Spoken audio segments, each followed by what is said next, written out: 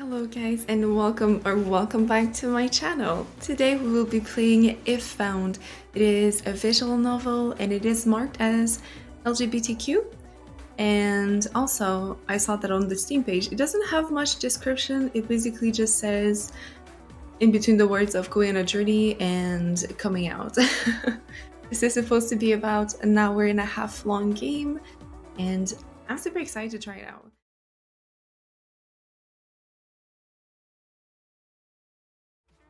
So first thing I noticed with this game, it seems really special from the beginning. As you can see, I'm doing this right now.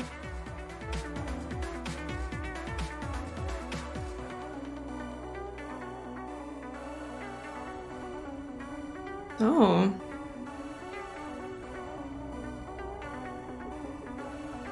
$750 million kilometers from Earth, in orbit around Jupiter. I've never been so far before.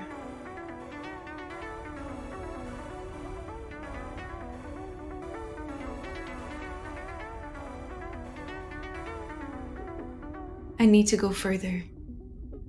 Only one more jump, and I will be the first to reach Planet X.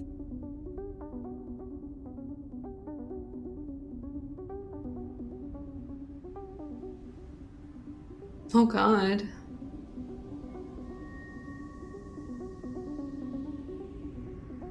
I will make sure to put a warning on this with all these colors. This is so weird.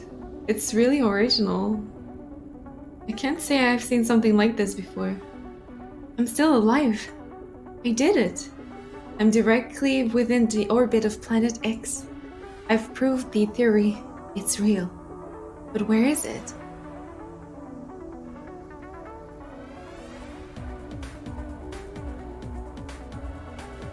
I can feel its gravity.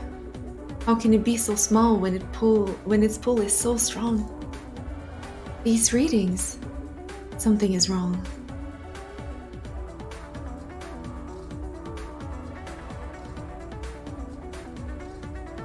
This is a black hole.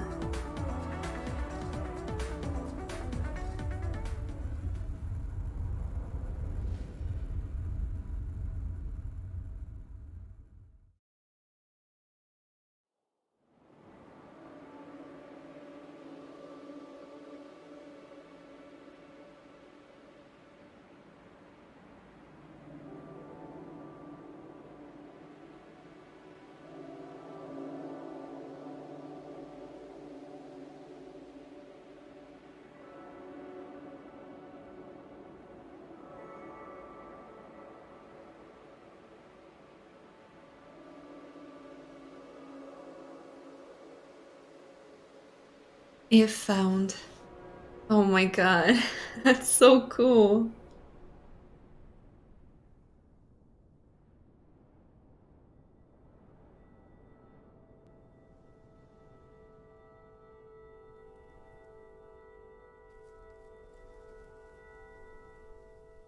This book belongs to somebody.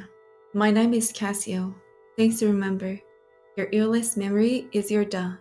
Holding you up on the beach, lifting you over the waves. Rain coming in, he said. Best get back or your mom will worry. You finished 2 goals of college, you're under. Survive on your own, you stick with it. Never. Remember how small and insignificant you are. No. Wait. You don't need a relationship. Relationships don't work with you. You can try to be normal and have a relationship, but it has never felt right. And that's okay. It's okay to be quiet and weird.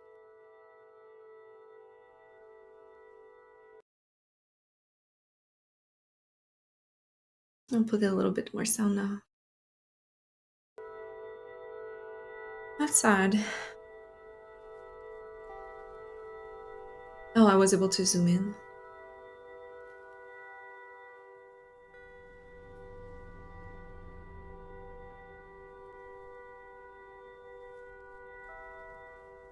December 3rd, 1993. I'm home.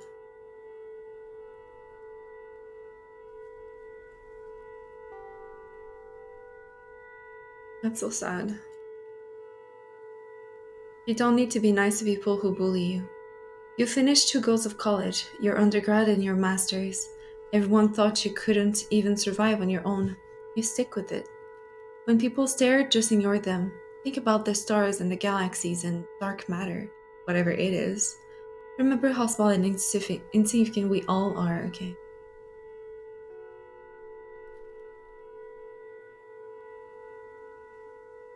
I guess it seemed darker without the other parts, but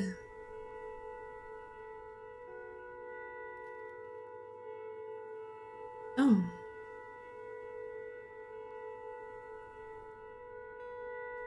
Ma'am, Bird Meghug, age 52, likes hosting the knitting circle in the house, watching winning streak on Saturday. Hates driving to Castlebar to do the big shop, mowing the lawn, the parish council. My favorite thing about her, watching her slowly pick out a tune on the piano from scrappy sheets of paper.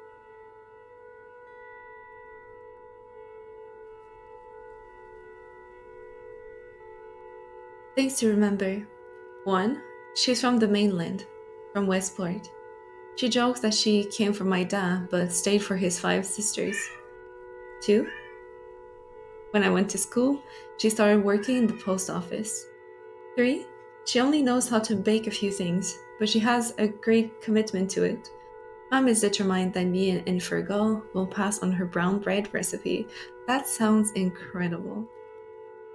4. The only thing she kept of Dad was his Sunday jacket, for me or Fergal when we were old enough.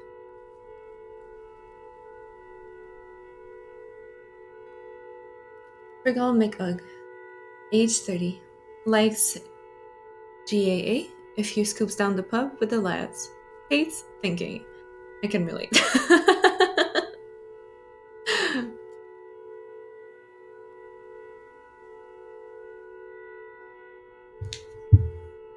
Things to remember about Fergal. My favorite thing about him?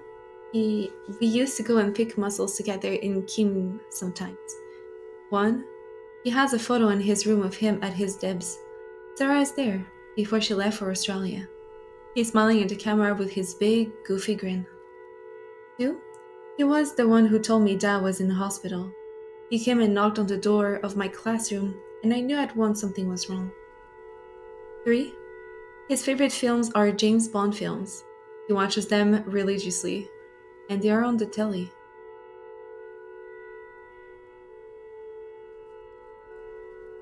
December 4th, Saturday. I'm home for a month, then I can get back to Dublin. Fine. It feels like I haven't been on the island in years. Research jobs, projects, long hours doing inventory in the supermarket, anything to keep myself awake.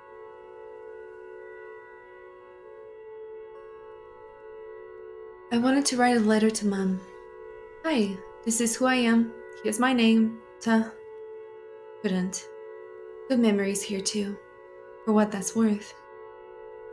Tea, hot water bottles, say your prayers, sleep tight. Mommy loves you. Loves a you.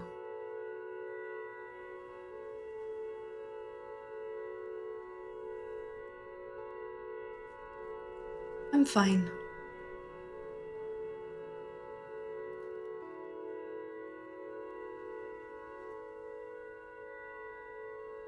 Are you fine? Sunday. I can't stand sitting around. I need to breathe. I'm back from Mass. Nowhere in this house. Nobody has drawn breath here since Dad's wake. I pedaled down the road like if I just went fast enough, I could leave it all behind.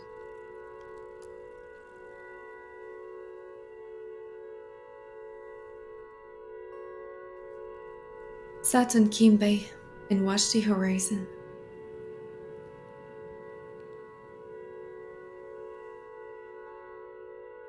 Then Colum appeared. Colum? It is you. Well, haven't you changed? Good to see you again, Colum. Call me Casio. Nodded and smiled. You should meet my boyfriend, Jack. The weather approved. Brightest day since October.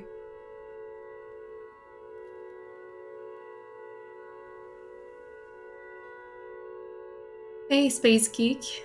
Monday 6th. Space Geek. Forgot mention working at the post office again. No thanks. That's way too many faces.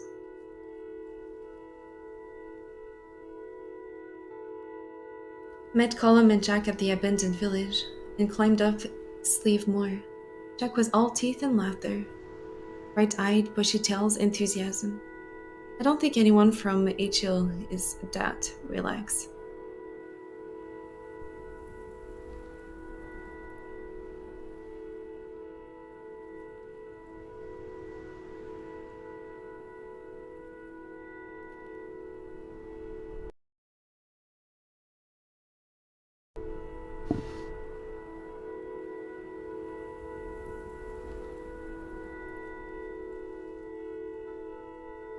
A band? You're kidding. No, really. With a young gun chance, a real talent a chancer is. We're called the Benchy. Jack's on drums, of course. Colum, the bassist, setting the groove. Shan sings and writes. I wonder what he's like.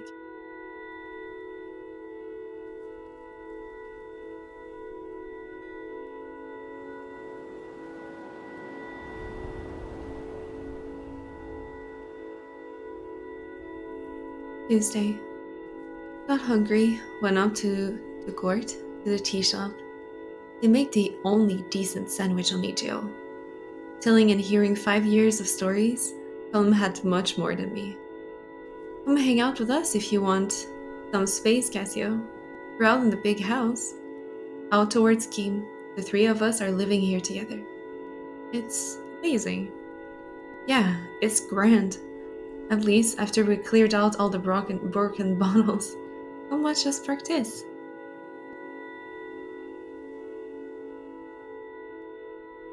Maybe the month will be grand.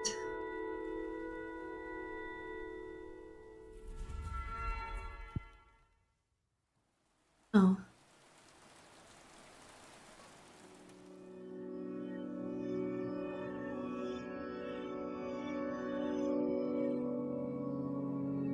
Old room, old habits, old home.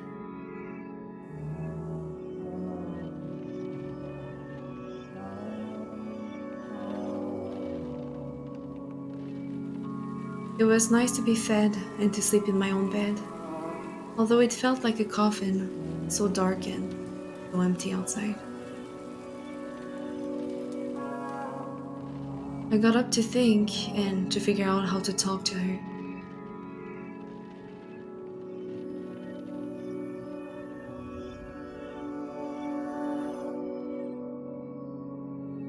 A plan.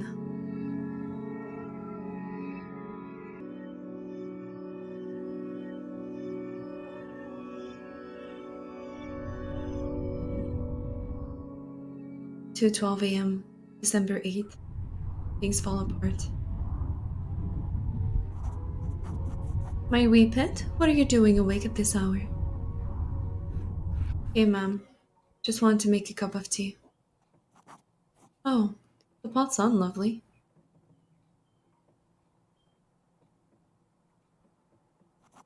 What do you have there? Nothing. Oh, I thought you might be drawing. You used to do such lovely drawings when you were small. Our little artist. Maybe I should have gone to art school instead. You had so much potential. You could have done anything you put your mind to. Did you know Luke got a very good job in Castle Bar, working for the bank? Well done, Luke. He said they're always looking for people. That is very technical. Lots of numbers. Ah, ma'am. Not this again. Don't tell anyone. But his mom said he's making near 35 grand a year. That's not nothing, dear. Ma'am, I'm going back to college in January for a PhD.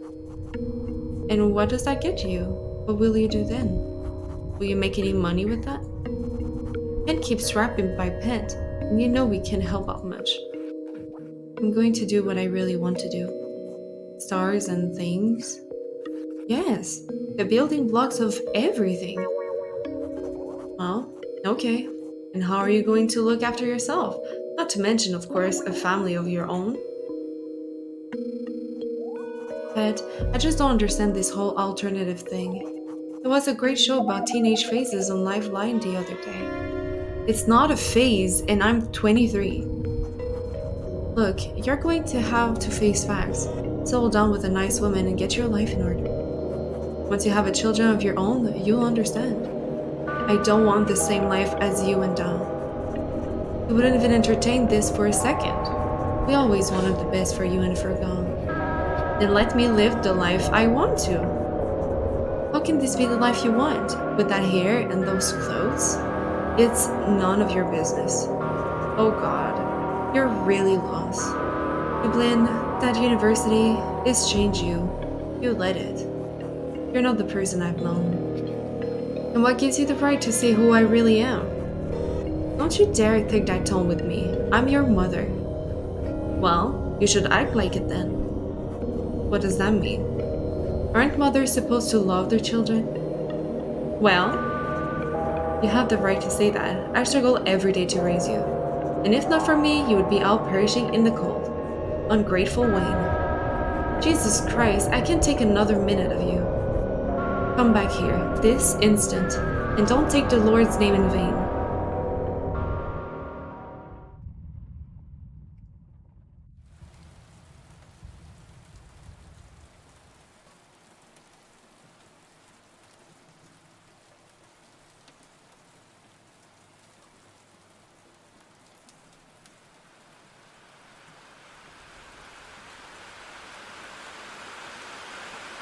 Showed up at Colin's door, soaked to the bone. In my head I could hear Mom saying I looked like a drowned rat. Colin opened the door. He looked at me once and took me inside.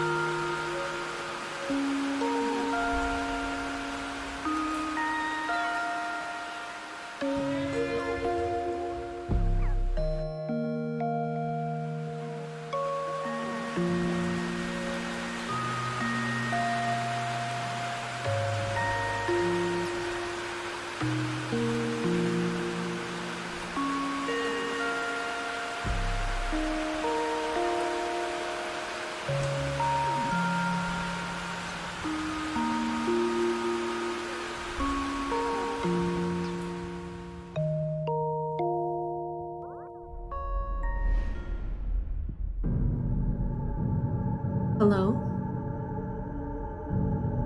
Anyone? Come on, answer me. Damn it. The anomaly. This black hole it's going to devour me. Devour all of us. One last message. Before communication cuts out, I'm going in. If I can't save Earth, at least I will find answers. Dr. Cassiopeia, over and out.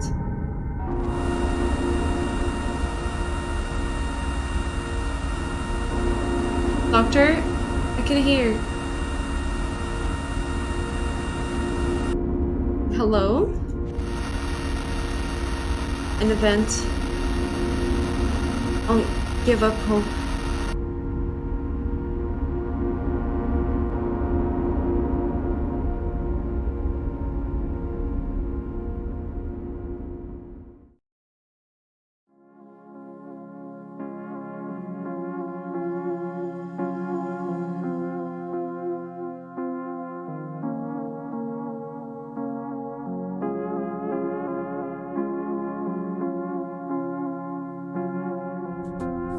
Oh, hi.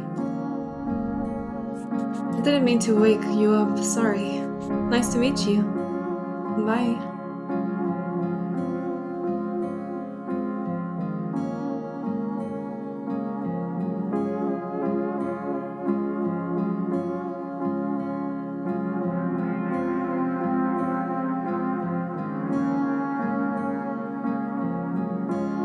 It took me a long moment to realize where I was. My head was throbbing. I looked around. It was the big house, Balam's new place. Their squad. My breath relaxed. 10:45 a.m., December 8th. Coming and going. Jack jumped through the sitting room door. Wakey, wakey! Even Grin was loud and happy. Food's coming. Lots of rashers.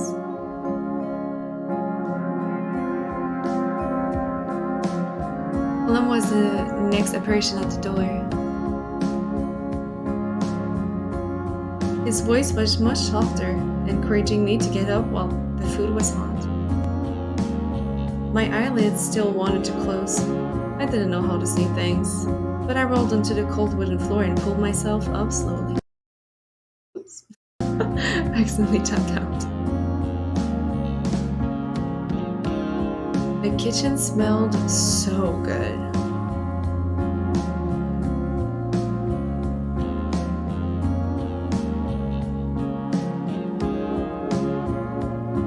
Welcome to our fabulous abode, Casio. Sit thyself and prepare for breakfast extravaganza.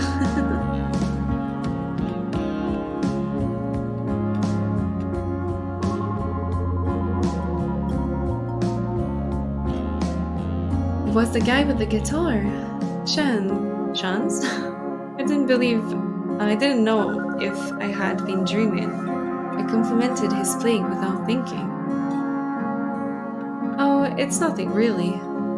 But I said something stupid. Couldn't tell if he was shy or cocky. Probably shy.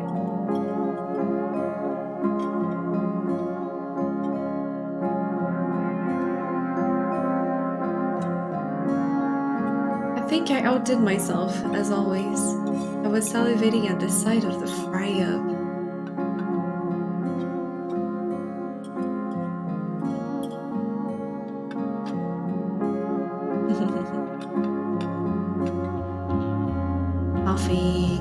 Coffee.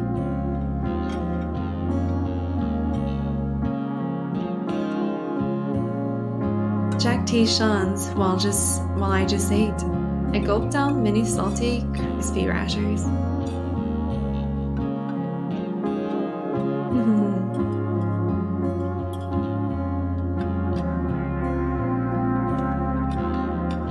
They all seem so comfortable in their own skin, so open with each other.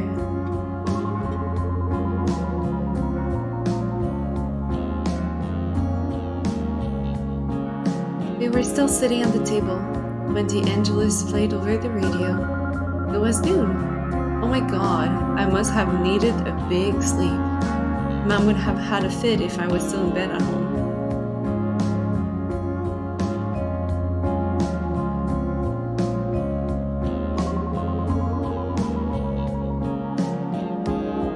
I wondered if I could go back. No. Or was there anywhere I could stay in Dublin? I don't know.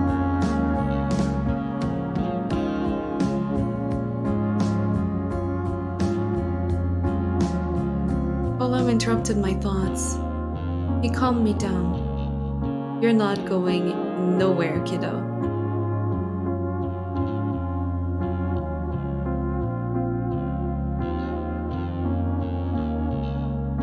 He told me I would have a home with them when I needed it. He's been through this himself before.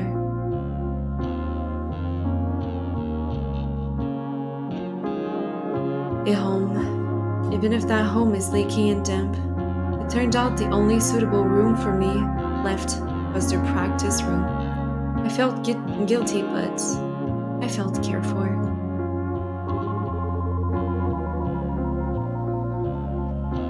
Just like home.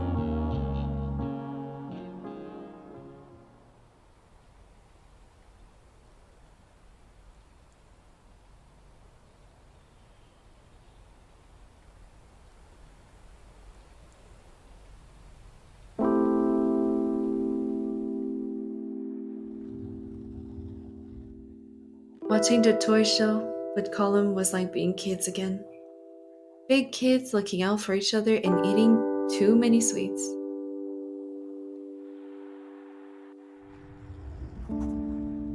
Kiss me, honey bun. Ah, he's attacking me. Oi, get a room. We're going, we're going. Come on. I don't know how to pronounce that.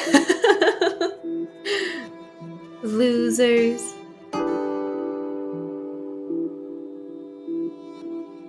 Awkward silence. Awkward. Awkward silence. Awkward.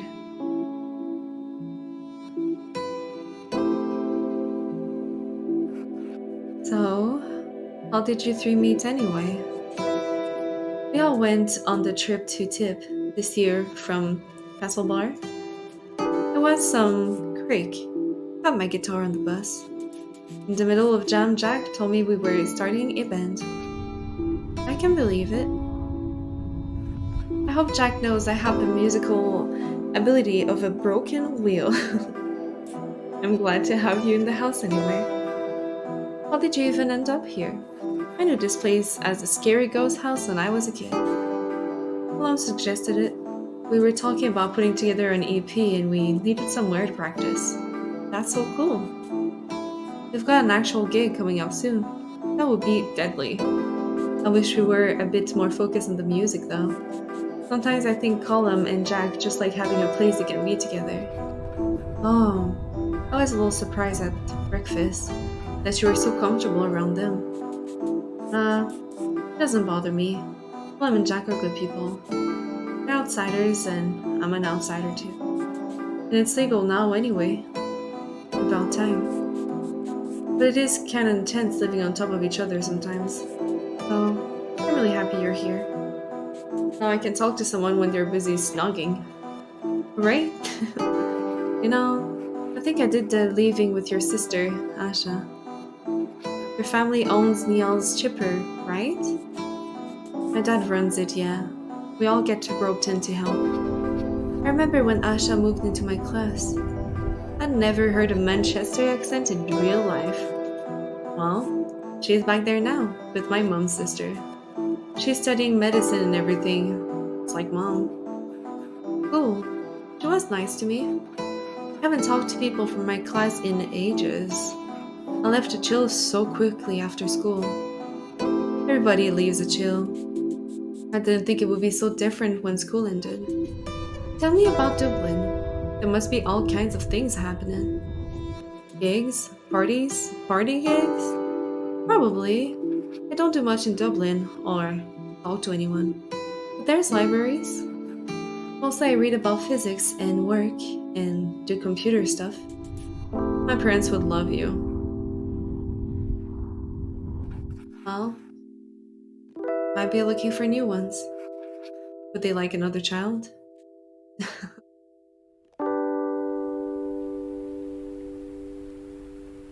That's so sweet. Night, Cassio. Oishe meth?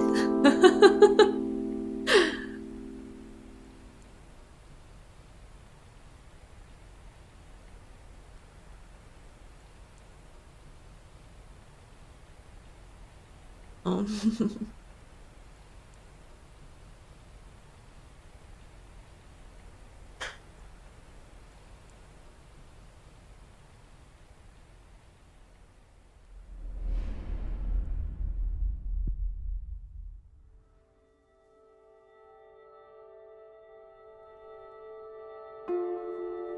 December 9th.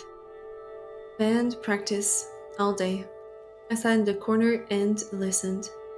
Jack, you're coming in too soon. He huffed until Colum kissed his cheek. By tea time, they were playing in the dark. The house is mishmash of wires couldn't handle the equipment and the lights. It's a compliment.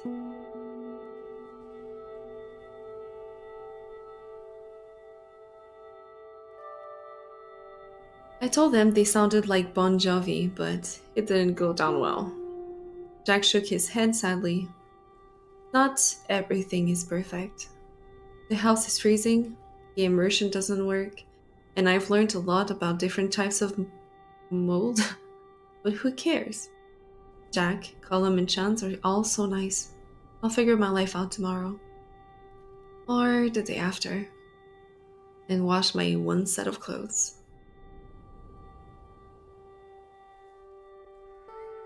10th. A rare blue sky. I wanted to get out in the fresh air, and Shans joined me for company. Spotted Mrs. McGinty in a field halfway up the hill to the lough, her sheep running ahead of her. She whistled sharp.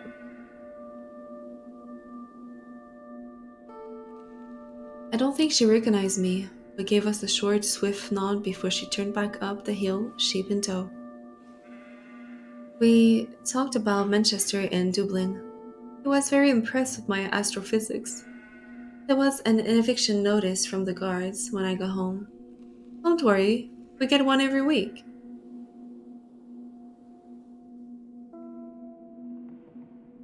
Haven't. Woke up and Column was lighting a fire. Feel the warmth return to my bones. I chopped peat briquettes into thin slivers before the rain came. We had to ration our fuel. I just wanted to blaze going all day.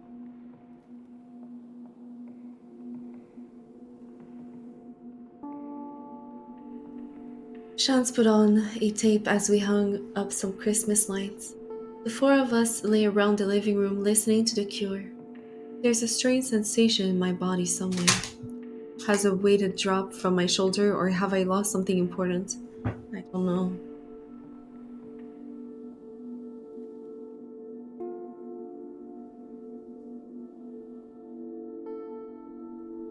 Sunday 12th.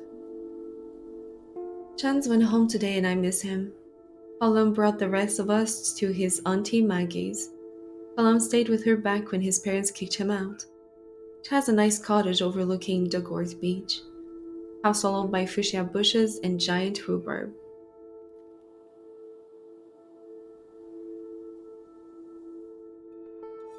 She called us all wee lambs, made us a cup of tea, and insisted we stayed for dinner. Chops and peas and coffee cake. The cake was unbearably dry, but I ate a big slice anyway. We left before it got too dark and she gave us a huge shopping bag of food to take back. There were 4 selection boxes in there too. Things to remember about Colum. He likes junk food. Goes weak at the knees for a pack of crisps, especially if they're salt and vinegar. Colum O'Malley, age 24. Loves bass, walking bass lines. Jack, Auntie Maggie, HL. 1. He will take care of anyone and anything. That's how I met him. But because he was feeding a stray cat near the school. My favorite thing about him? The way he awkwardly rubs the back of his head when he's nervous. Hates working the Corrigan's newsagent cities. The summer.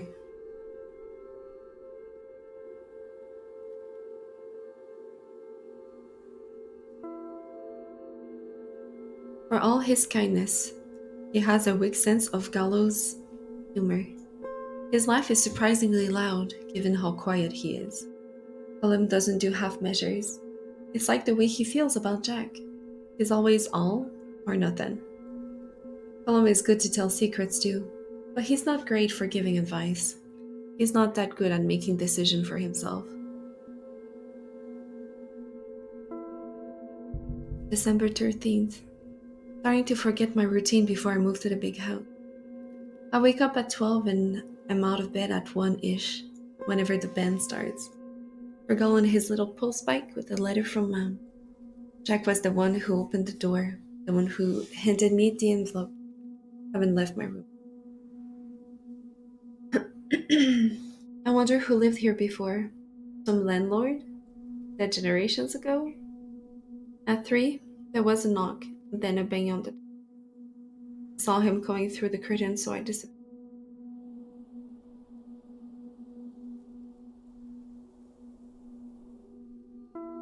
I talked a lot with Shans. He had a solution for everything. I have no things, so we're going to go get my things. Tonight, the 2 of us will rob my house.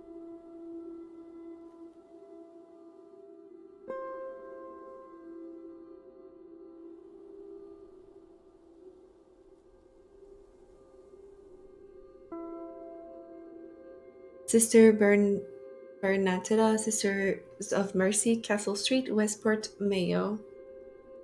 To the occupants, your tenancy of the dwelling at Roagon House, US, is illegal, and an application for a court order of forcible removal has been submitted. If you do not leave before the 14th, an Garda will be called. You have the whole of the 24 hours of the termination date to vacate and give up possession of the above dwelling. Any issues as to the validity of this notice or the right of the landlord to serve it must be referred to the Residential Tenancies Board. This notice is served on. Signed, Sister Bernadetta. I wonder what language this is, or where it is that uses that language. My dear son, I don't know how to explain that I'm not who she thinks or wants. I don't know where to start. Will she ever call me Cassia? I've been waiting for you to come home all week. What's happened all of a sudden? You're like a different person. Whatever it is, I know things will be right as rain soon. I want you to know I forgive you for the things you said. You were angry, and we all say things we don't mean when we are angry.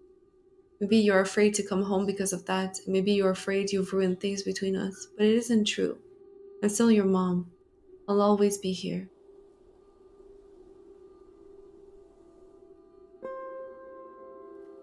I haven't touched any of your things.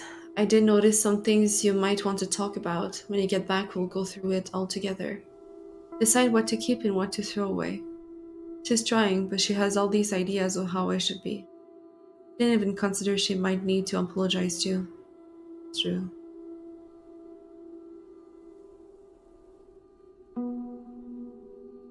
Kate's plan. 1. Walk quietly to Joag via the bog road. 2. Open my bedroom windows using the janky hinge. 3. Pack up my stuff. Don't wake for Gal. Don't wake Mom. 4. Figure out life with clean clothes.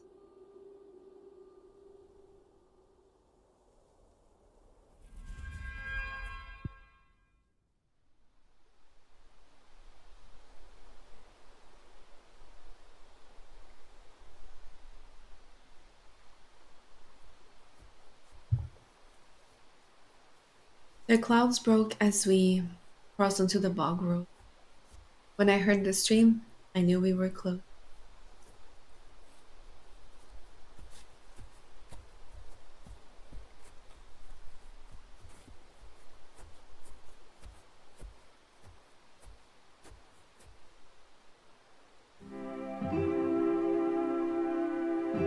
Ten 20 p.m., December 13th, Bog Road Heights. Before I met these guys, I couldn't have imagined this excitement in a million years.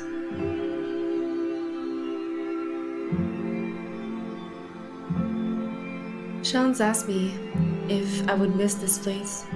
It sounded so final. I just said no quickly. I didn't feel like talking about it. We climbed up the stairs my dad spent 2 summers on.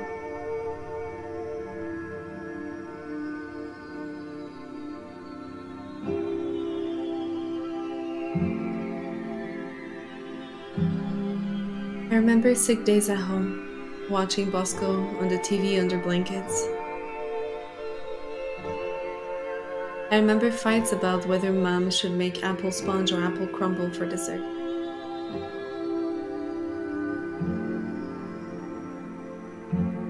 I thought about our old dog, Molly, and the ways she snuck in under my arms looking for rubs. That's such a pretty drawing. And how light she felt in my lap when she died.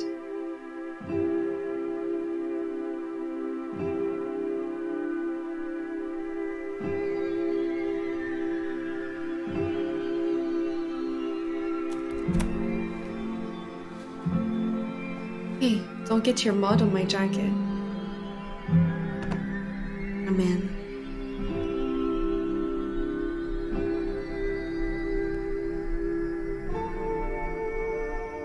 This room never really felt like mine. How can such a small empty room have so much stuff in it? I should have brought a bigger bag. Whatever I can fit will be all I have after 2 decades.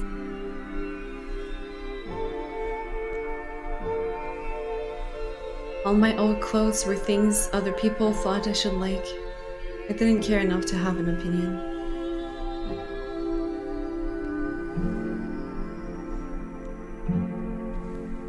My chest hurt as I looked at my bed. Part of me wanted to crawl into it, wrap myself in the cool sheets and familiar scent.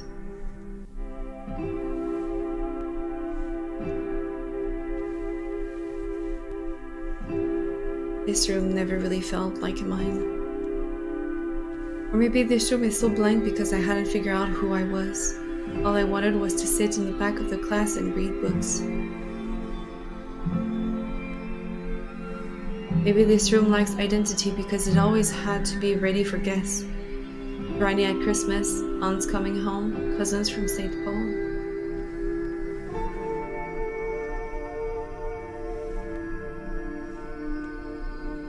Footsteps in the hall.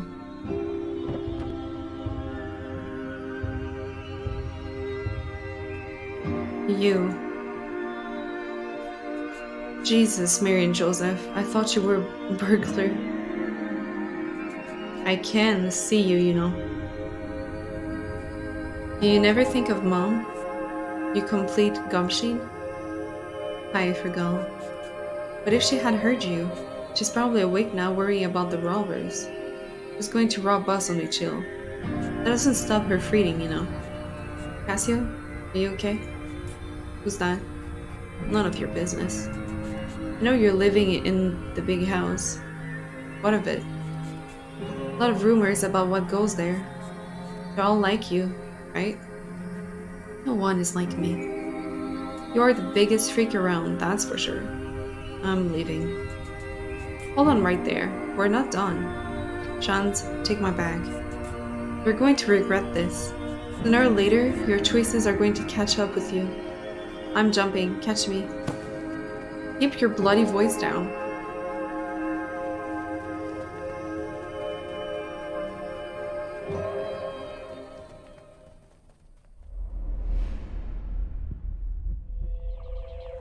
Stop. You're already so close to the event horizon. Please. Can you hear me, Doctor? Yes, I'm here.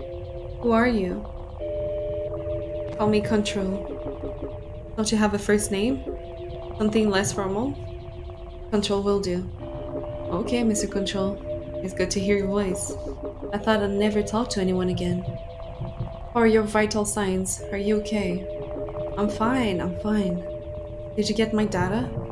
I'm looking at your readings now. The anomaly is definitely unnatural, and with its trajectory, it will intersect with the Earth in only 24 days.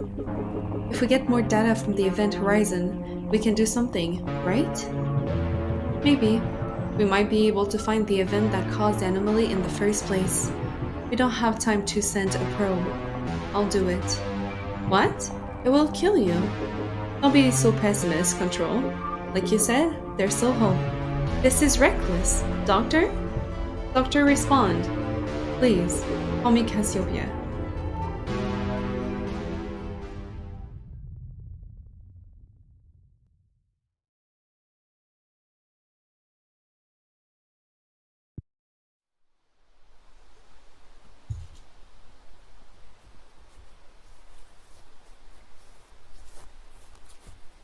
Our run collapsed into an outbreak breathwalk.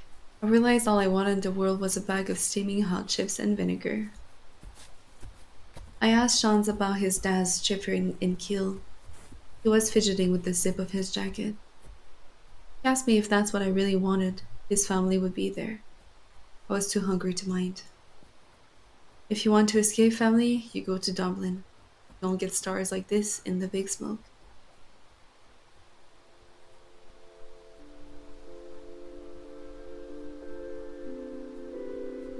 11:40 p.m., December 30th. Cassiopeia was over. Is Fergal why you can't go home? It's grand. I'm used to it, mostly. Haven't really got on since I went to college. Well, he seems like a complete tool. It's my mom. I just can't talk to her and I can't handle how she looks at me now. We keep having the same arguments and talk about everything except the obvious. The only reasonable option left is to leave the country forever. Then she would be stuck with Virgil. Oh god, that's a terrible fate.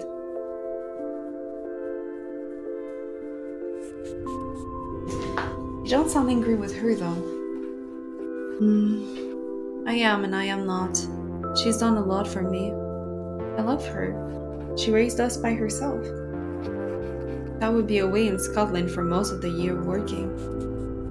I'm sure she loves you too. Maybe. We never really used that word much around the house. I guess it's not an Irish thing. Oh, so it's Irish. My parents are so open with affection, it's gross. They have no shame at all. That's sweet. Mom's been through a lot for my dad. He's from HL, right? Yeah. He left for work and ended up in Manchester as a porter in the hospital. If I lived in Manchester, I would have stayed there. If only. Mom even had to sign a letter to the priest that all the kids were being raised Catholic. She's still adamant that me, Tara, and Neil join Dad for Mass every Sunday morning. So the neighbors don't forget we're just like the rest of you.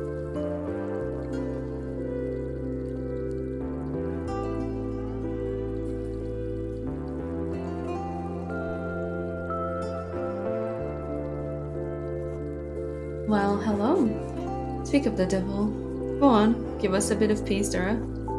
I just want to meet your new friend. Nobody in this family can mind their own business.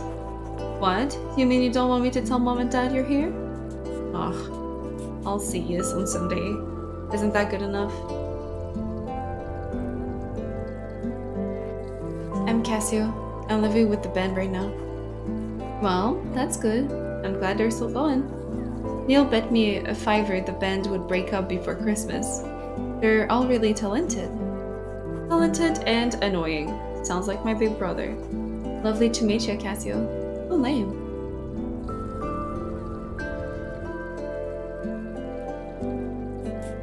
That's my wee sister. She's a terror. I like her. She said my name is cool. It is. It's nice to hear people use it. Really? I hate my name. Sean's? No, that's a football nickname. Neil and Sean Agam. My name is Ishan. It's Indian. Will I stick to Shansen? I mean, I don't know if that feels like me either. It feels like a character. But isn't that what a nickname is? You can change it. Your name is whatever you say it is. I was named after my grandfather. Can't imagine what my parents would say. The trouble I would get into if I even suggested it. I picked Cassio for a game in college and then it just grew up on me. Yeah, of course. Wait, what? You picked it? Obviously, I thought you knew. I mean, yeah, I didn't think about it. That's cool.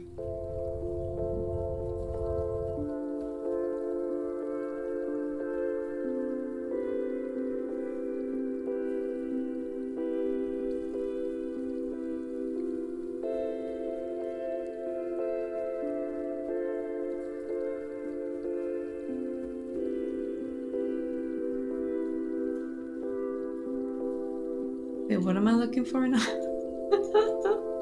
Okay, it just didn't trigger for some reason. This is nice. Thanks for talking to me. The lads from town would think I'm a weirdo talking about names. We're all weirdos. It's true. I used to wish I was normal more than anything. Thought I could fix myself, and then I realized I didn't need to be fixed. Oh, I'm sorry. Hey, Punk. Mom says to come upstairs and stay the night. Alright, time to go, Cassio.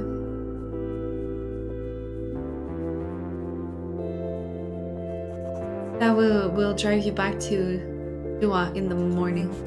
We're leaving now, Tara. See you soon. Mom says you'll die of the cold out there. I love you too. Bye.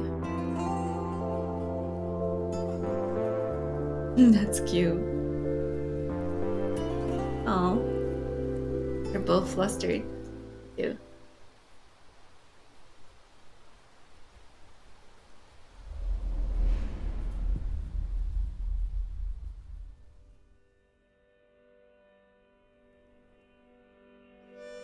"14th. The story of the heist spilled out over breakfast the next morning. Jack called us criminal masterminds. After a cold dripping shower, I got changed into clean clothes. Everyone was mighty impressed that I had a different t-shirt. I have never appreciated doing the washing enough." In the evening, we watched Into the West. I made hot chocolate for everyone by melting down 2 selection boxes. It was a treat. In the evening, oh no, I was not done. Okay. Wednesday, I went with the gang to the post office to get the doll. Artist celery, starving artist maybe. The queue was shocking, but everyone was friendly. People of all ages, but mostly older. I won't let that happen to me. I won't get stuck on a chill, spending my evening and my doll in the pubs.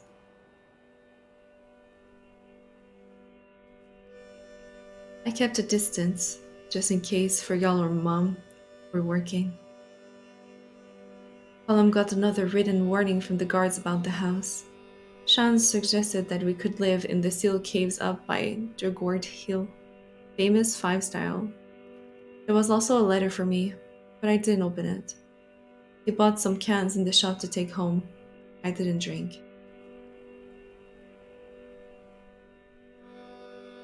16th, we went to bingo. Me and Jack went to put up posters for the gig next week. Boxes 10, number 10, cup of tea, number 3, lovely legs, 11.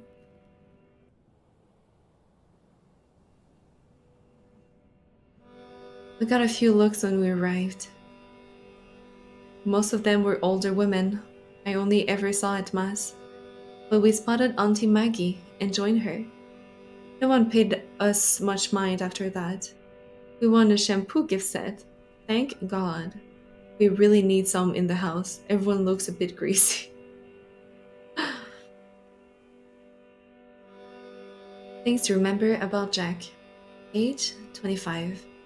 He comes from a big family. There's 7 or 8 children. Jack is somewhere in the middle, but I keep losing track. Hates sitting around doing nothing, rain, and reading. He's vain about his appearance. He keeps trying to teach me how to use moisturizer.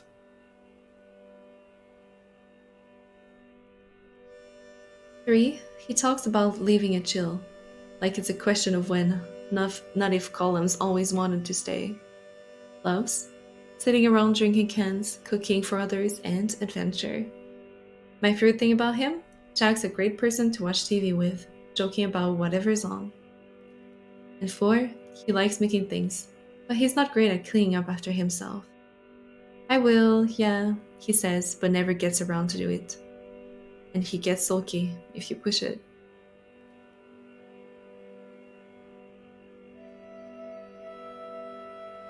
December 17th. We woke up to a flooded kitchen floor. Burst pipe, Colum said, rubbing the back of his neck. Happens when it freezes, he said.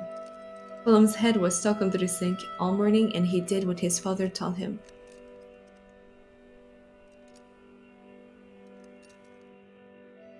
Shans and Jack helped with mopping and towels. I felt a bit useless, so I kept out of the way. Thought about writing a letter to Mom again. Shans pulled a paperback from somewhere and tossed it to me. One I would read before, but I was happy to read it again.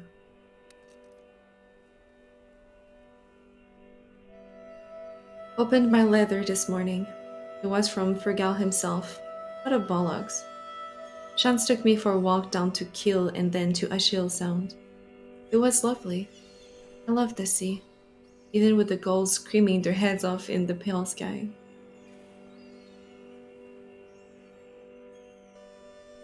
The wind was pushing us around, so we didn't talk much. It felt nice just being with someone in a comfortable silence. Ended up reaching the football pitch, and we sat on the new stone fence. We both bonded over being terrible at GAA. Had to go on Saturday morning for years, so I couldn't do even the most basic drills. A part of the attic ceiling fell in during the storm last night. We saw it from outside first, in the grey morning light. Could have been a lot worse. Colum used a tarp for Jack's drums to cover it, but that won't last. This place is starting to feel a bit scary.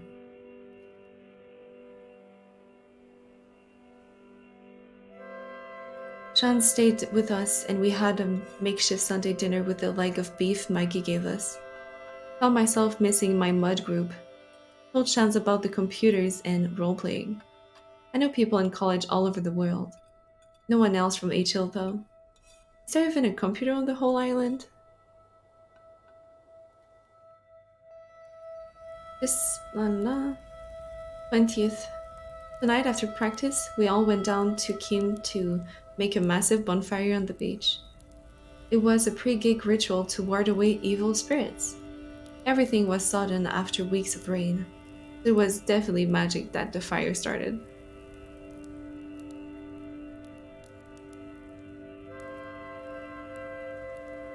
Colum had some lighter fluid which probably helped. We sang songs in the drizzle. Our backs were soaked, but the heat in the creek was cheering. I meant to burn my letters, but I forgot.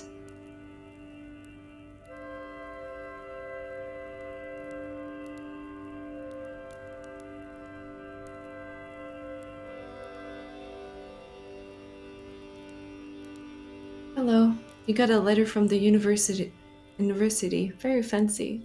Seal and everything. Mom wouldn't open it. Said she couldn't. You know how she is.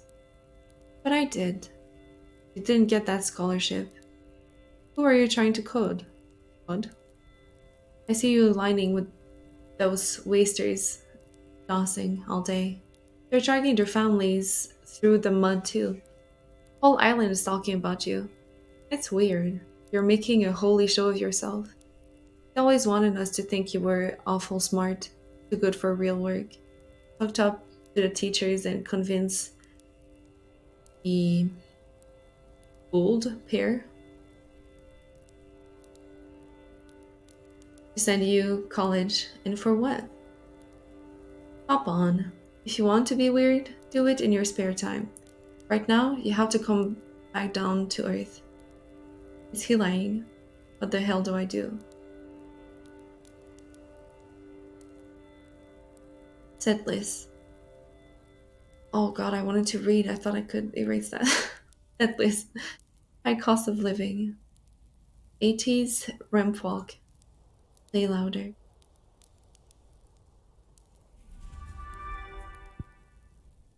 Castle Bar, 10 p.m. Tuesday, December 21st, 1993. Guys, the high cost of living.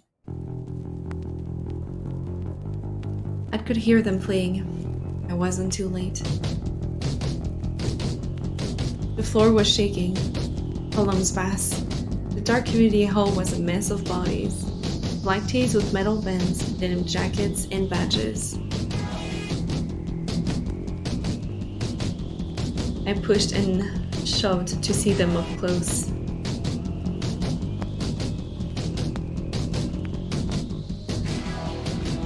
The lads looked incredible. Jack was at the back, going wild on the drums. Column's bass was perfect and smooth, keeping the others in time. Shan's guitar and voice had the crowd on tenterhooks.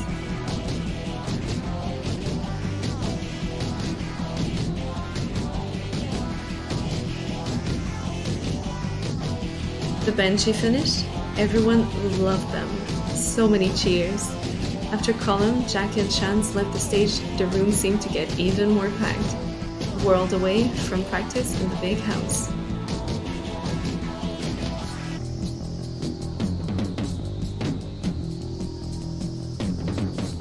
Darkness filled the hall.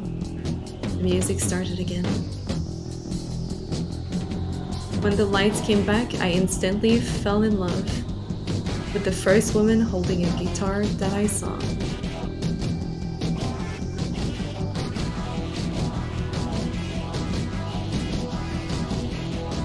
I felt the rumble. I felt the distortion. I felt like a dork. She owned the stage in her massive boots. I jumped in fright when she roared and then I kept jumping? Is that what it said? The Nosferatu, the heaviest band in Mayo. I was getting crushed between people. I wondered if I was going to die. I didn't care. I just wanted to be there.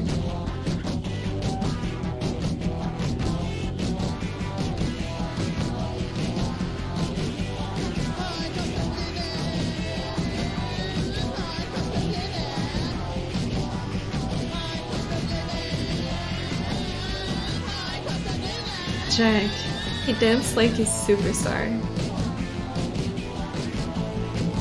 He started flailing at me and I joined in. Being friends with this legend made me feel like a superstar too.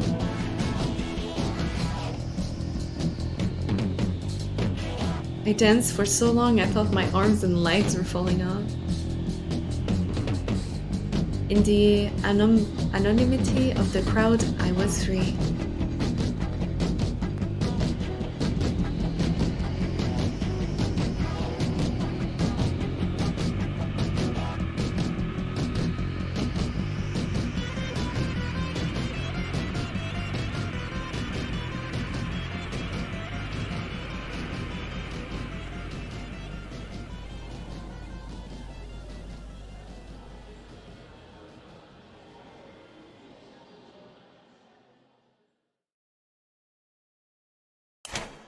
The lights came up.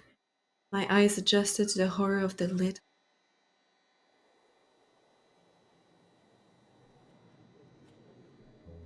Everyone started to shuffle out slowly as they recognized their sweaty friends, exhausted and happy.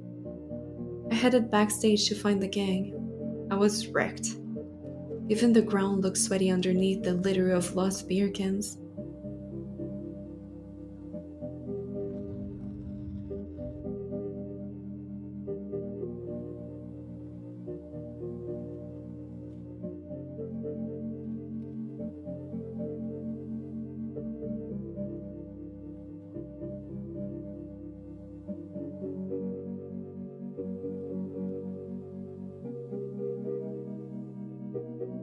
Jack announced a house party at our gaff.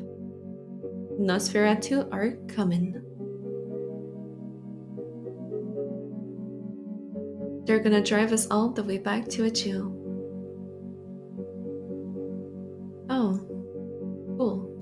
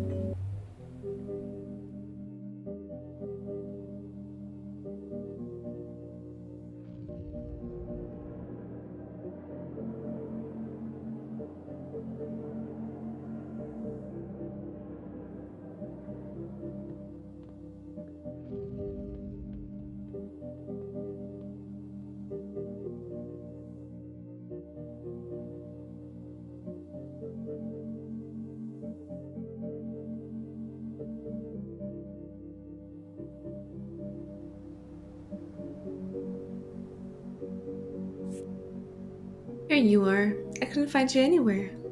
What are you doing in the attic? I wanted some space, and my room is kind of full.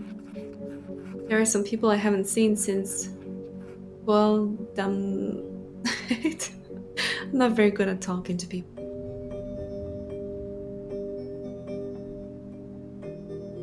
I am December 22nd, finding space in the attic. I didn't think. Will I kick them out? It's fine. I don't think they recognize me. Oh. I just want to chill and look at the sky.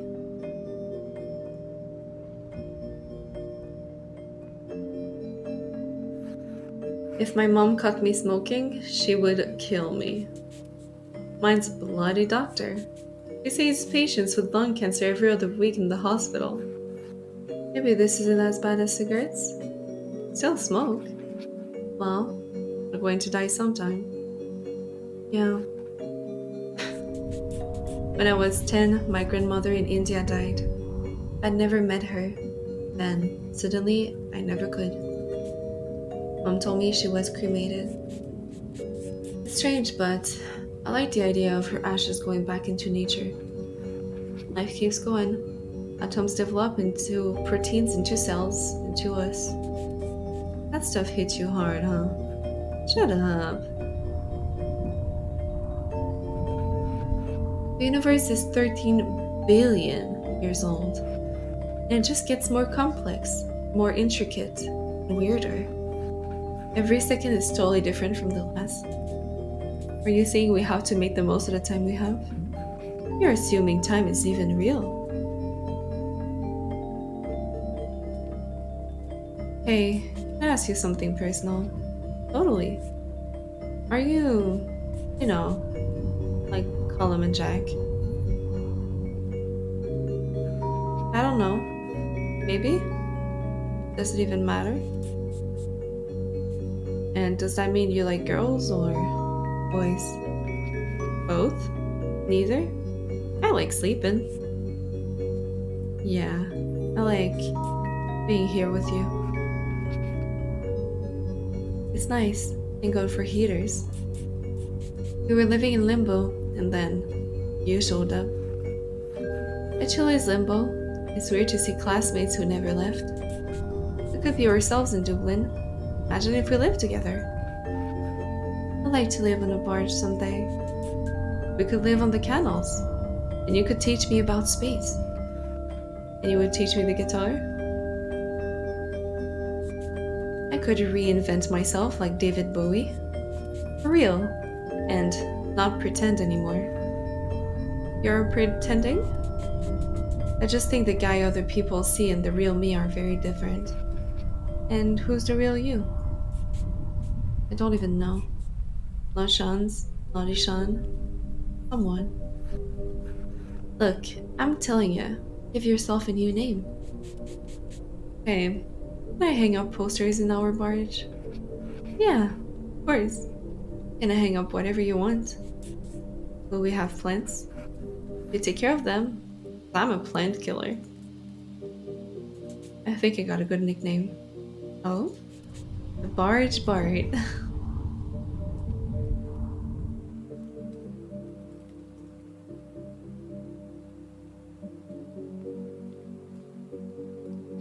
Hey, do you ever think about the ozone layer?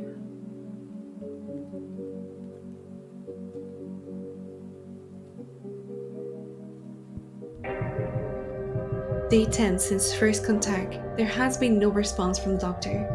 I have confirmed the trigger event for the anomaly. 14 days left until the event, when it will reach Earth. I got the data. Please receive. You're still there?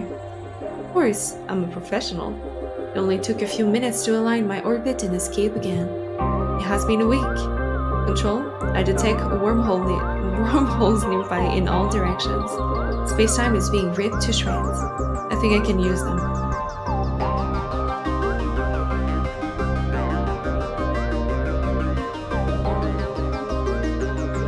First jump was a success.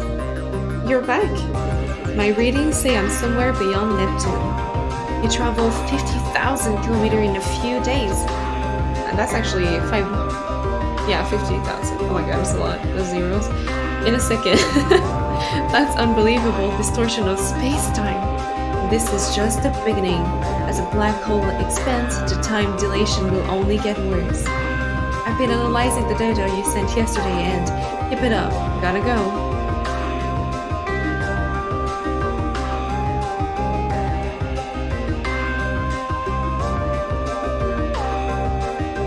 I can see Ganymede. Hello? I have good news, Doctor. The source of the positron entanglement is Earth. Good thing I was already headed that way. I found something in the data that might tell us more about the trigger. It seems to be an image of some kind. Image? Is it of use? I don't understand it yet, but I'll find out. Right, gonna go again. Bye. By the way, my name.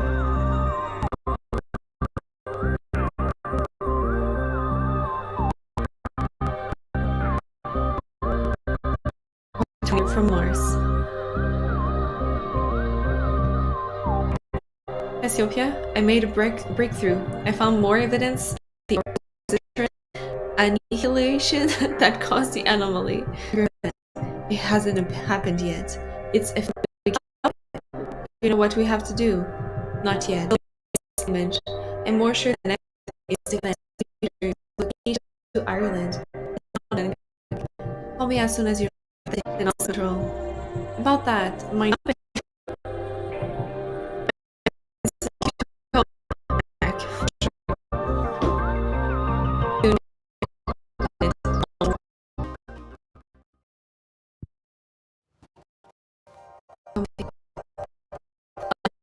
through the I couldn't even read that. There was something heavy on my last. God, is everyone still there? December 22nd. Was this Chance? Hey. Hey. Me. Oh, I've been anyone except my mom. Sleep? Okay. I know probably can leave on we'll find a right. Chance, what are you talking about? Moving to Dublin together, obviously. We were kinda out of it last night. We're going to go to Dublin, right? You're serious? We're not going anywhere. You're like 18, 19? 19, I'm a major. I can't take care of you, Shans. I can barely look after myself. I want to look after you. Slow down a second. Cassio, it's hard for me to say this, but I have to. I think I like you. What? Get off! Jesus! Don't you want to kiss me? I don't want to kiss anyone right now. I really like you. I got that. I told you things I've never told anyone else. I didn't ask you to. You've made me realize things about myself. I see myself in you. I have no idea who you think I am. My life is falling apart right now. You don't want to be me. All the more reason to leave. We'll move off this island and everything will be great. I don't even know if I have anything in Dublin to go back to. The PhD is gone. And your parents will be worried sick. Oh, hard to talk to me about worrying parents. I can't handle this. I'm sorry.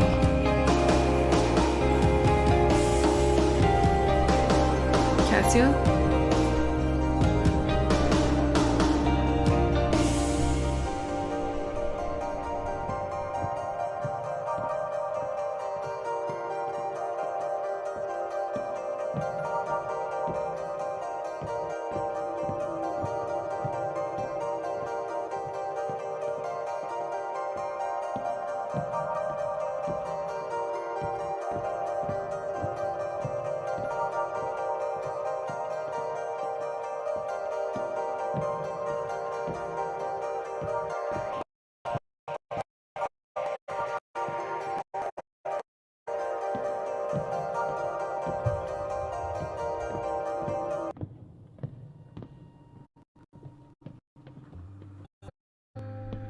Hello there, Cassio. Hi. Isn't the frost beautiful? Cold though. The wind is fierce too. Yeah. happy surprise to see you so early, especially after your big night out in Castle Bar. All that music and Craig. I did well. There's nothing like looking at the sea to calm restless mind. It was terrible leaving every September when I taught in Castle Bar. What's wrong, pet? You make me cry, only Column said. It's a lot of things. Whatever it is, it's my all we'll go home for Christmas and it will be forgotten like that. Well, but doesn't he? I don't think so. What was that? Colum doesn't go home. Last year, a frozen pizza. This year we'll have a chicken though. You're joking. I didn't say that. Christmas dinner is in that rotten house. The state of it, crazy. And damn too. Can't live like that. That's a disgrace. The roof will be gone before you know. Kinda is, but you could come to me. I love some company at Christmas. I think they're more comfortable being themselves. What do you mean? You know, around you they can't just be open with each other. Oh, but I mean, you keep things like that private. That's just how it's done. We all have our own crosses. We have a nice chicken anyway, and Jack is making jelly. It was bringing it out in the open that caused all his trouble. It's an awful thing to say. Asking him to hide who he is, if he didn't go. Oh, you're right. Came in after. Hope he knows I care about him. Hold on to the good ones. Jack. Could never hold on to anyone. I kept thinking there must be one good man out there, but there was never one for me. My father told me my only hope was to become a nun and get an education. Were you? You don't look like a nun.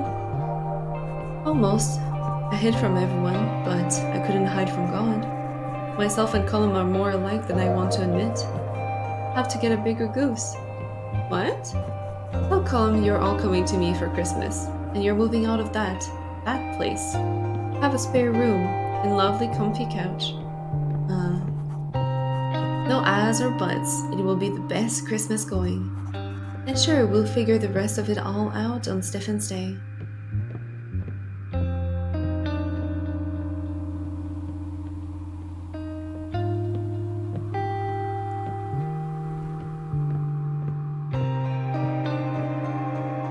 I met Colum when I got back. Chance had left, took all of his stuff too.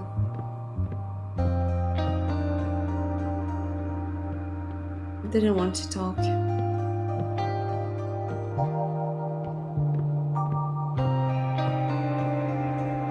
There was someone on my couch, so I lay on the floor.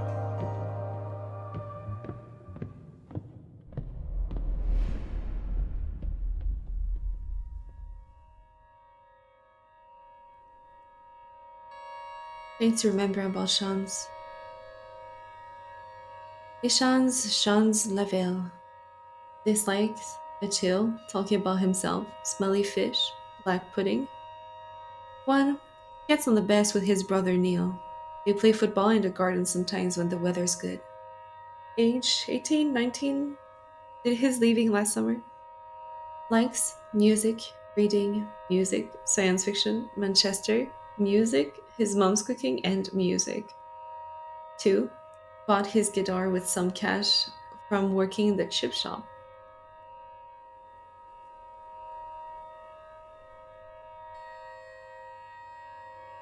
He's never been to India.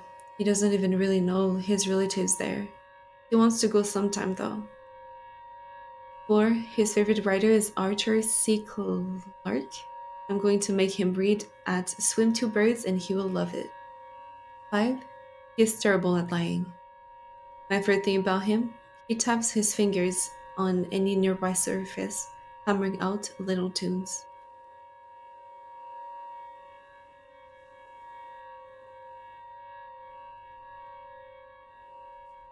Again, what am I missing?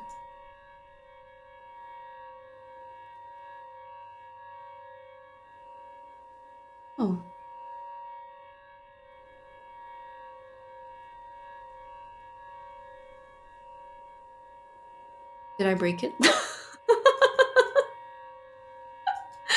Did I break it?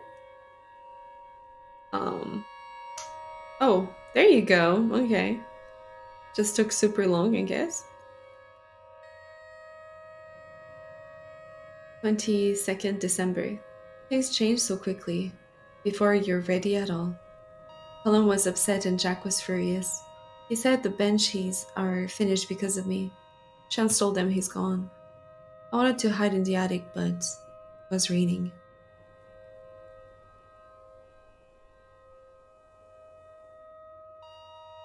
Everyone from the party cleared out. Someone called the guards on us, a noise complaint. We have 24 hours to get out. The big house is done. Maggie is coming back tomorrow to get our stuff. 23rd. Maggie drove up to the house this morning in her old banger. You'll catch a death staying there any longer. It was kind of nice being scolded with kindness. We bundled all our stuff into her car, but then there wasn't enough space for us to sit. So myself, Colum, and Jack had to walk. It was a very silent journey across the chill.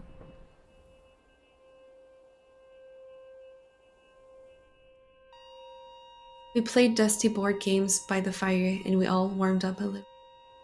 Maggie finally realized I wasn't always a girl, and she was very nice. I suppose no one ever expects it. Jack even kind of apologized for being upset at me.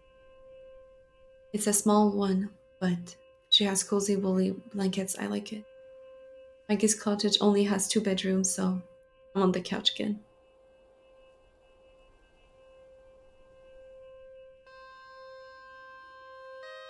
Maggie O'Malley, age 63. I felt bad asking, but she just laughed. She likes tea, beanies, wheels, trad, music, painting, and the Legion of Mary. My favorite thing about her, the way she prepares tea. She uses loose leaf, and she's really careful with it.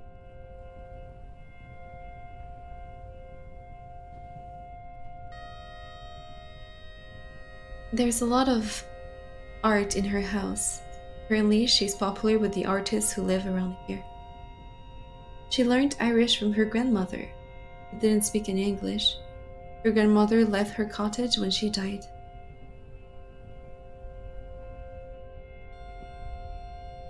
She taught English and geography. Dislikes cold weather, drunk people, licorice, married 2 names from down in the village.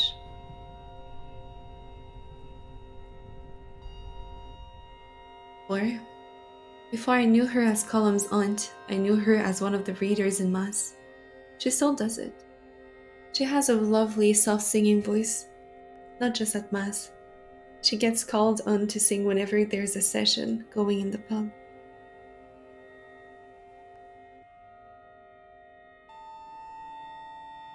"24th. After my first hot shower in weeks, I helped Colum prepare for tomorrow's dinner. I was hoping I would get to talk to him about what happened with Chance, but I just couldn't. In the evening, we went to the pub for a Christmas Eve pint. I wondered what I would do if I saw Chance. He wasn't there. Forgot what was, though.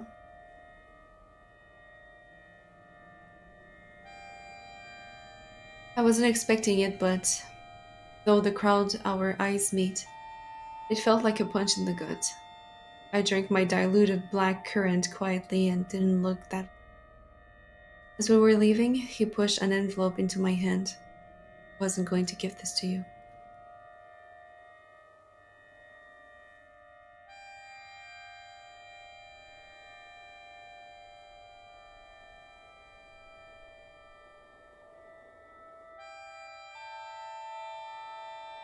Dear child, the post office is closed now. This is the last letter to be delivered. Fergal and I both worked off our feet with the rush of cards. I recognize so many of the names, young people you were in school with too. All gone. Some of them in Dublin, some in the States or Canada or Australia. I'm glad you didn't go that far away, but you're not home either. Made me think. I've heard things. I understand you're not who I thought you were, but I can't believe it. It seemed so sudden. There were no signs. You never told me you were unhappy. I'm sorry if all of this is my fault. I must have raised you wrong. People do say it's bad for your child to be tied to your apron, but I just cared so much for you, pet. It's okay if you like men or dress funny or whatever it is. The world is changing. I won't get mad. Not on Christmas. But I'm worried about you. That's all. You're making life difficult for yourself. I just don't know where you'll end up. And if you could keep it quiet, sure. What you do on your own time is your own business. No one else should mind.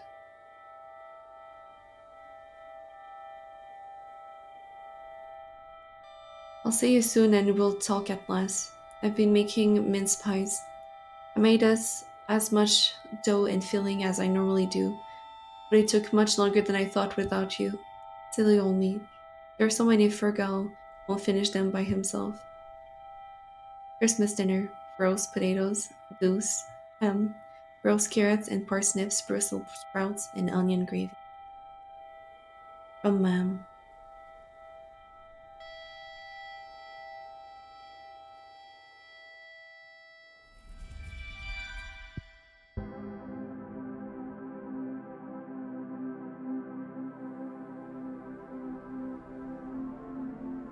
There was so much snow.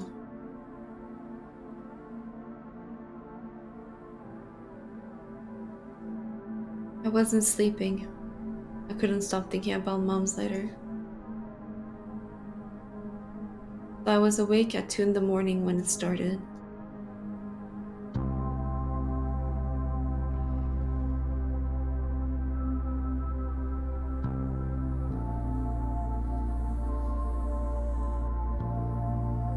The gentle hissing as it hit the window finally helped me doze.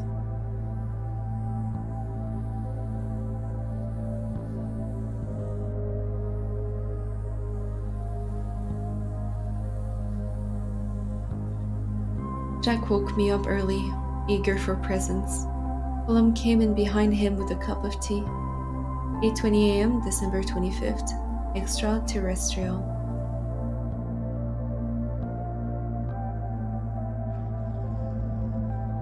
We were all ushered into Maggie's living room with our cups in hand.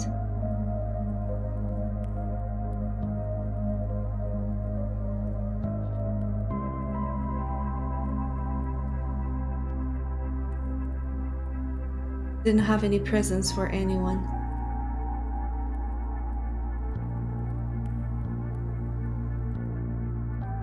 But everyone was so nice. Maggie gave me an unopened box of makeup. Willem joked about it being the one he gave her last year. I was delighted to have it passed on.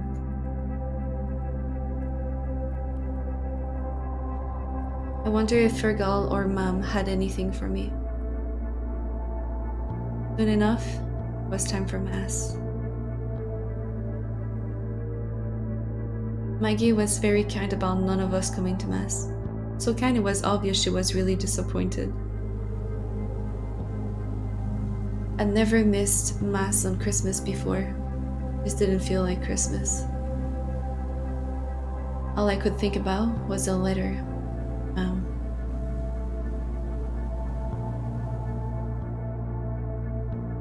I decided to go home. It was easier to just go than to keep chewing on it.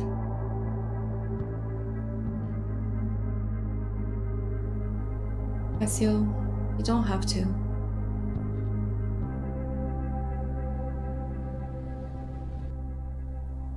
You want to go? Do. Just don't feel like you have no choice. Family isn't only the one you're born into.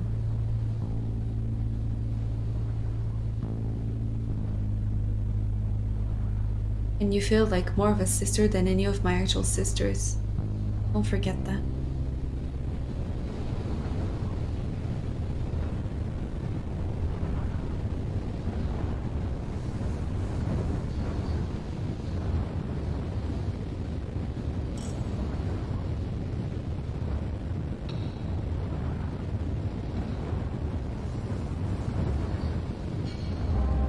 The turkey is delicious, Mom. Thanks.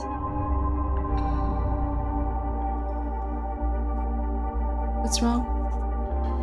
Nothing. Would you pass some more gravy? It's so good. How was Mass? Oh, lovely. So I gather you didn't make it? It was hard to get there in the weather. And was it the weather that made you avoid us for the last few weeks? The priest gave a very nice sermon about the importance of family. Were there many kids? Of course. They came out and told us everything they learned about the Nativity, and why we must look after the needy. Margaret O'Malley was looking after myself and Colin for the last few days. She was very kind. She's a strange one, all right, picking on other people's children. I have some more sprouts. Is there anything on the TV for Christmas? Yeah, they're showing that movie you were in. What are you talking about? E.T., of course, though they made you a lot less ugly for the TV. You didn't love E.T. when we went with your dad. For months afterwards, you used to spend all day drawing the cutest pictures of people in space. I had one of the fridge for years. I never put up any of my art, ma'am. Because you never drew anything for Gal. That's not very ladylike. Jesus, Fergal, what is your problem? What's my problem? You abandoned your mother and left her worried sick for weeks. And you showed up out of that blue and dressed like that. Come on now, Fergal. Remember the story of the prodigal son. Is that all you're going to say to him? I didn't come home to be ridiculed. I hope you came home to apologize. I'll give you an apology if I can get some too. Let's just enjoy the dinner. I was peeling spuds all week and I'm just glad we're here together. Now you see why it's been hard to talk. It's been harder to listen. Ma'am, I just don't understand, Pet. Why do you need to understand? Can't you just accept me? What me are you talking about? The one I've known for 23 years or the one I've known for 2 weeks? It's the same. And I want you to know me better. I want us to be in each other's lives. Are you threatening to leave again?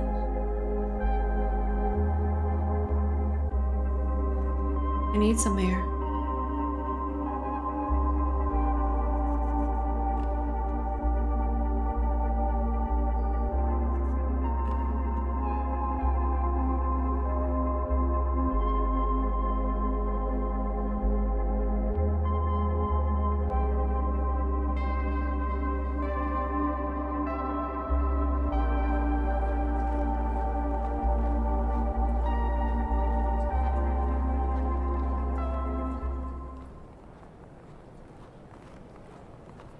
The air I needed was 2 kilometers away in the snow.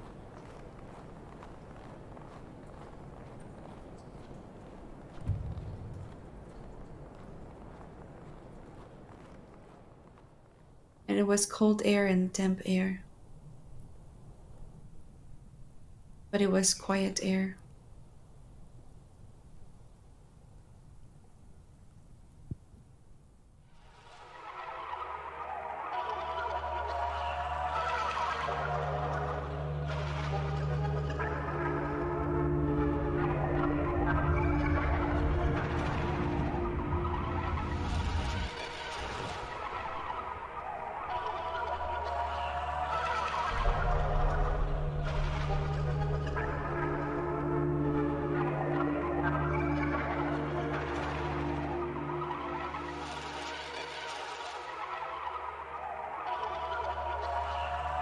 Happy Christmas.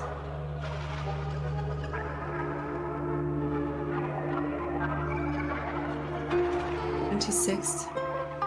Back in the big house. There was a strange burning smell when I turned on the light in the kitchen this morning. It's falling apart, but houses don't fall apart all at once. They do it slowly, piece by piece, room by room. The electricity isn't safe and I don't want to light the fire. I don't want anyone to know I'm here.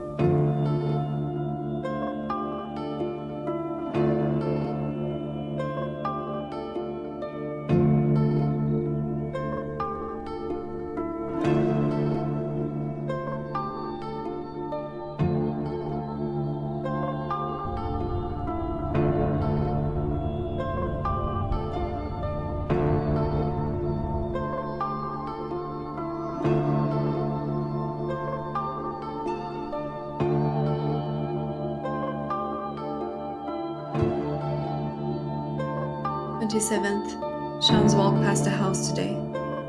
Headed for Game Beach. He didn't see me.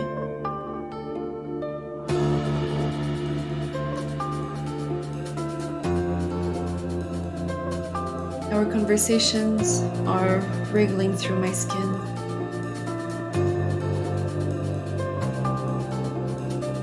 At about 4:30, there was a knock. I blew out the candles and buried myself under a blanket.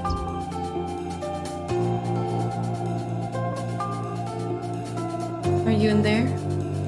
News around town is you lot got out. Heard the guards were coming and scampered, but then this person told me you hadn't been seen at old Mrs. O'Malley's house. Did they turn you away?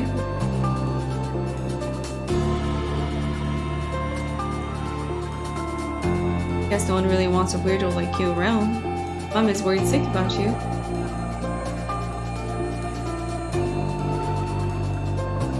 Can't believe she still cares. You would think she would have given up you by now. I have.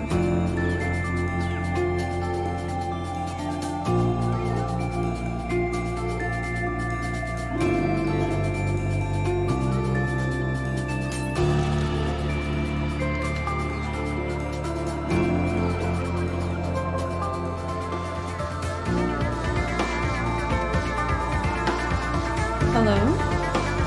Hello? It's so good to hear you. You've reached a voicemail.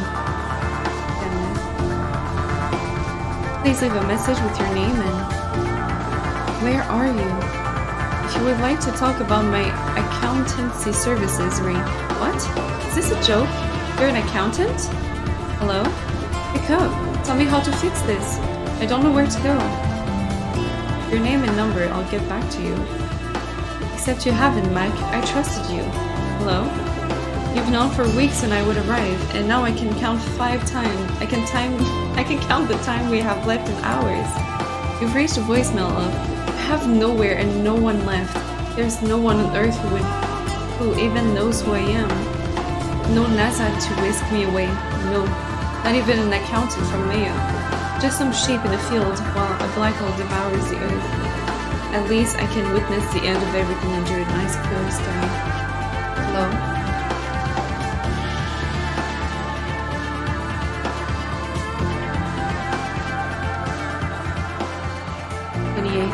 I woke up coughing this morning. Hope I'm not coming down with a dose of something.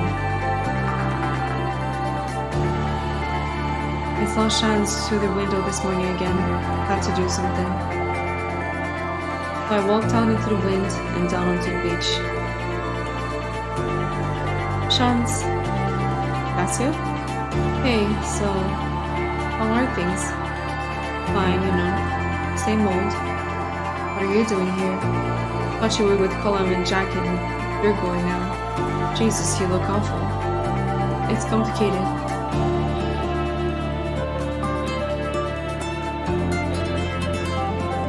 Of course it is. I was with them, then I was back home and now I'm not. You always seem to make things complicated and weird. I'm sorry, I was surprised. But we can fix everything. We can go get Colum and Jack and put the band back together. We can just be friends again. The band was a dream. It was never going to happen.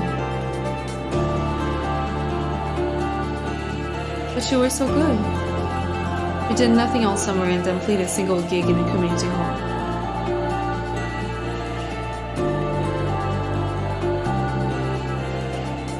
Where's this coming from? What's happened to you? It's just reality.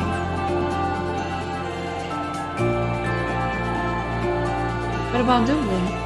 What about Manchester or India? Don't be stupid. Without money, it will only have me crying home on the phone anyway. God, you're like a different person. I don't even know you. When I went home, I found out about how people talked about a lot of us. I mean, I knew, but I didn't know. I liked you, but that's not me. Wow, do you hear yourself? You have no idea what it's like. I'm already an outsider in each other. I don't belong anywhere. I can't.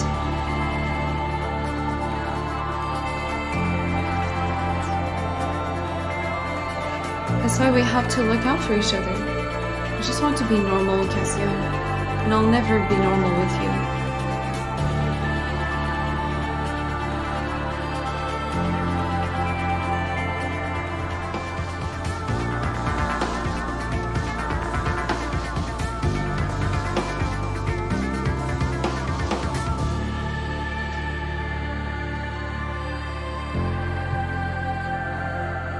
Cassiopeia.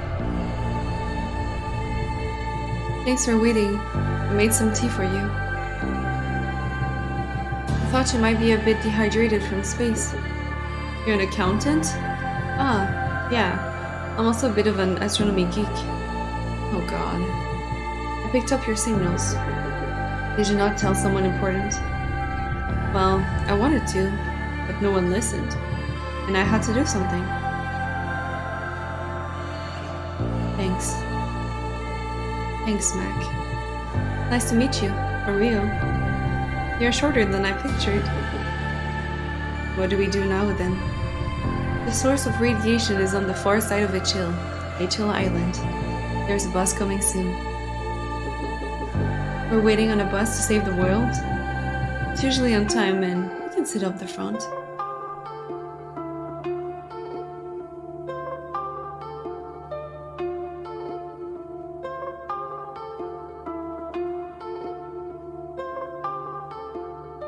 "29th. It's so cold I should light a fire, but even if I wanted to, there's no fuel. I would have to break a chair or something. Getting by with blankets and hot tea, at least the kettle works. Maggie, Colum and Jack came, but I don't know what to bother anymore. My chest feels tight and my body hurts. I can't stop coughing and every time my head spins. Cassio? Cassio? Come out, pet. You can't live in there, it's not safe. Chance told us. Cassio, we know you're in there. Sorry things didn't work out with your mom, pet.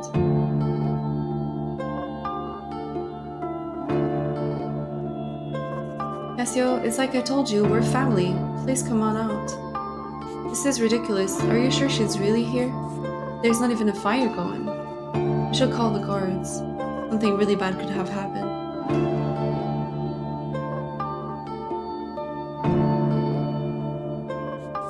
This is ridiculous. She's probably left for Dublin. The two of you waste so much time on her. She doesn't even appreciate the half of it. That's enough, Jack. Come on.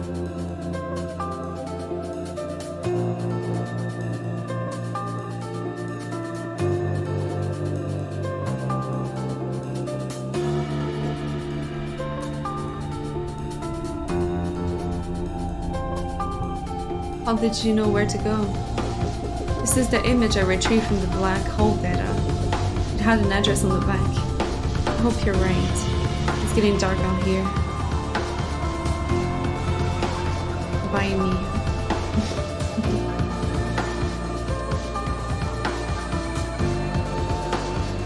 Dirty. The guards came back and Fergal with them. Almost called out, but I knew better. I'm scared, I'm starving, I feel so sick.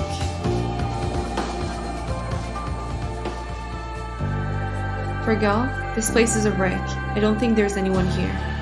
I know there is. I heard movement and I saw lights last night. Can't be wasting time on this. The big search is starting soon. For all we know, we'll find the body on the coastline. Searching this place will only take 5 minutes. I don't want to break the door down and find an empty house. The nuns would have my neck. Tell you what, I'll come back tomorrow after dark with PJ, and we'll see what we see. If there is someone in there, I'll get them out.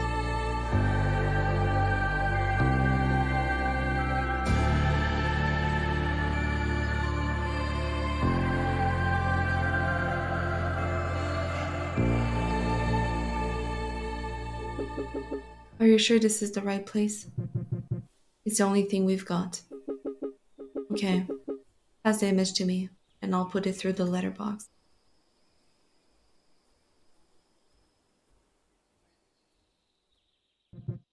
She has it, but the black hole is still here. It's still growing. Who is she? Can she stop the trigger event? She's my mom. It doesn't matter. It's all in her hands now.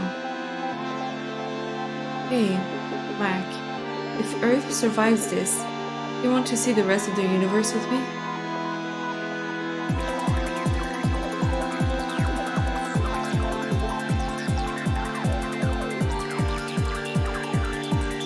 Pretty first, the anomaly. Have to go somewhere. I can barely move. It's so cold. I'll bring the book.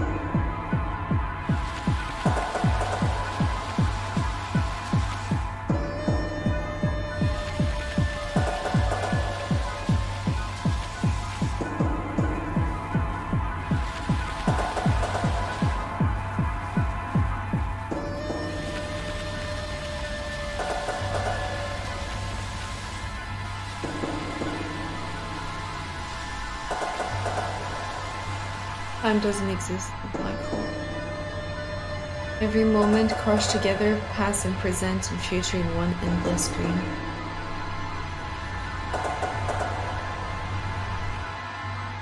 No way to change anything. No way to move. No way to escape.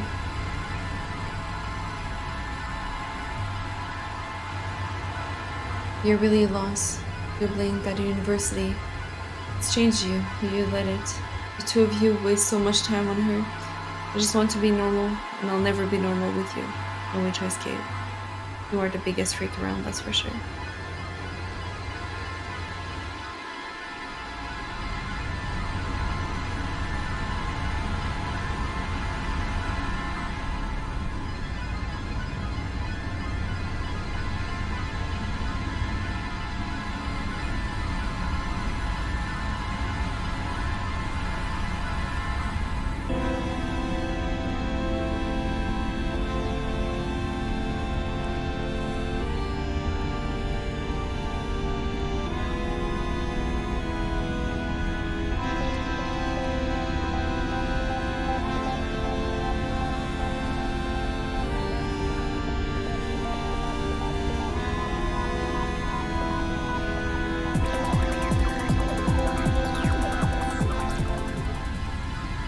Everything's okay.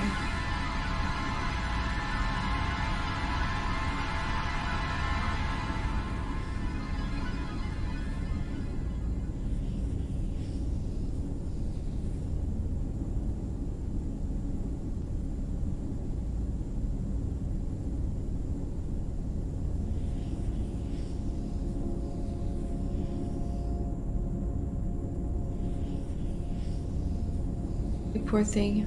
You're burning up.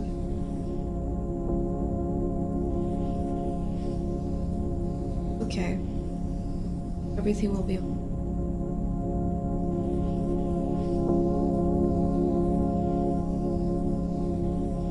Your mommy's here now.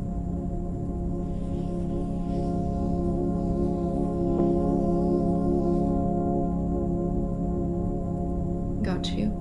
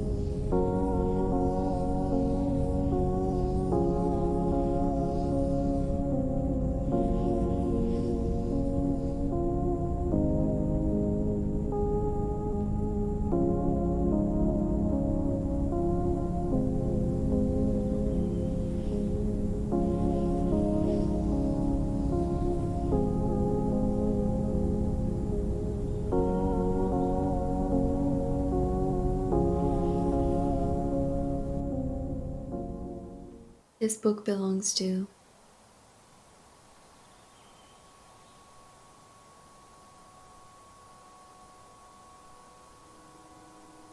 In years since the event, the world has started to stabilize. Communication between towns and cities and even countries are commonplace again. There are no computers yet, but there's a demand for accountants again. Mac makes a reasonable living doing the books for local businesses around the West Coast.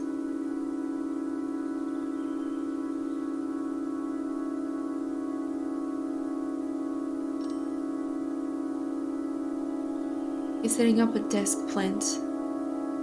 Oops. On his new cubicle desk when he hears the familiar roar of a spaceship outside. Cassiopeia. Oh. He finishes studying first. He wants to impress her with his neatness. He straightens his tie and heads outside. Long time no see, Sophia says, grinning. Her skin seems to have been tanned purple by some strange cosmic stars. It's only been a year, Max says. I'm sure for you it's been many more. They both laugh. As he looks at her, Max's chest gets uncomfortably tight. He misses her. He misses her. He wasn't sure if it was a conversation about space and science he missed or her personality. I have some great stories for you, Cassiopeia says. I'll tell you about them in the ship. What? Max stares at her.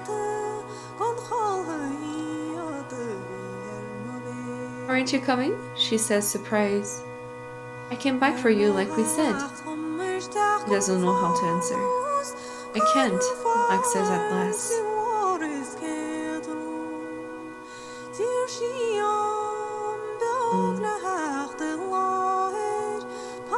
Got a project to finish. Cassiopeia stares at him, then nods. Mac? Yeah, Cassiopeia? Whenever you're ready, call me. I'll be here. I'll come get you. See you next year. January 5th. I've been awake for a few days. Eating turkey leftovers, drinking cups of tea, and sleeping. I'm finally able to write without my hands shaking.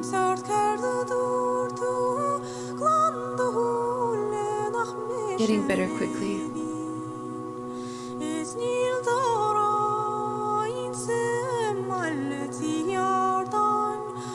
Colum comes around a lot. Every day since I was found.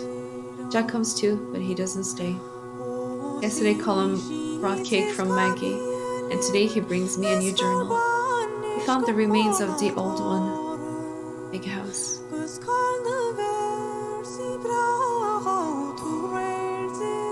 I'm excited to start over. It was almost full anyway. I haven't seen Sean's, but Colum says he's asking for me. I say he can come visit.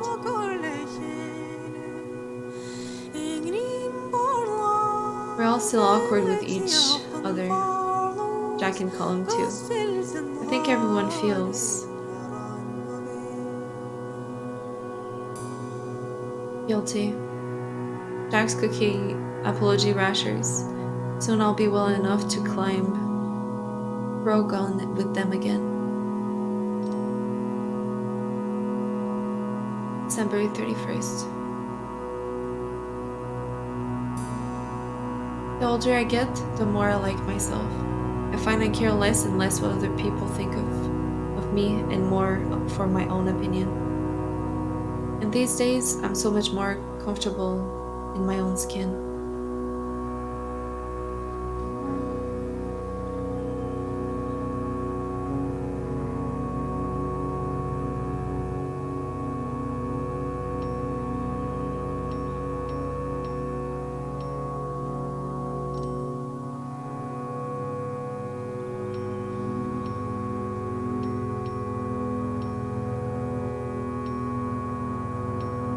A happy face. Long hair for sure. I think that kind of looked like her, right?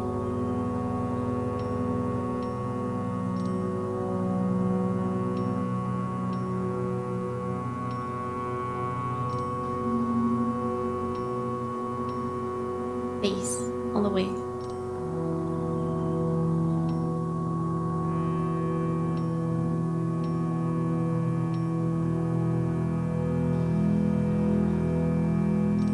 It's okay to be an astronaut nerd. Go all the way. There's nothing wrong with that. That's cute, I love that. I love the green.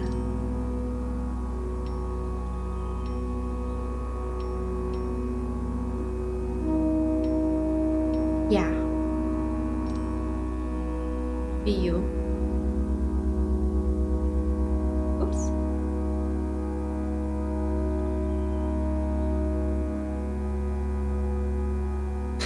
Chat. Hey, Splash.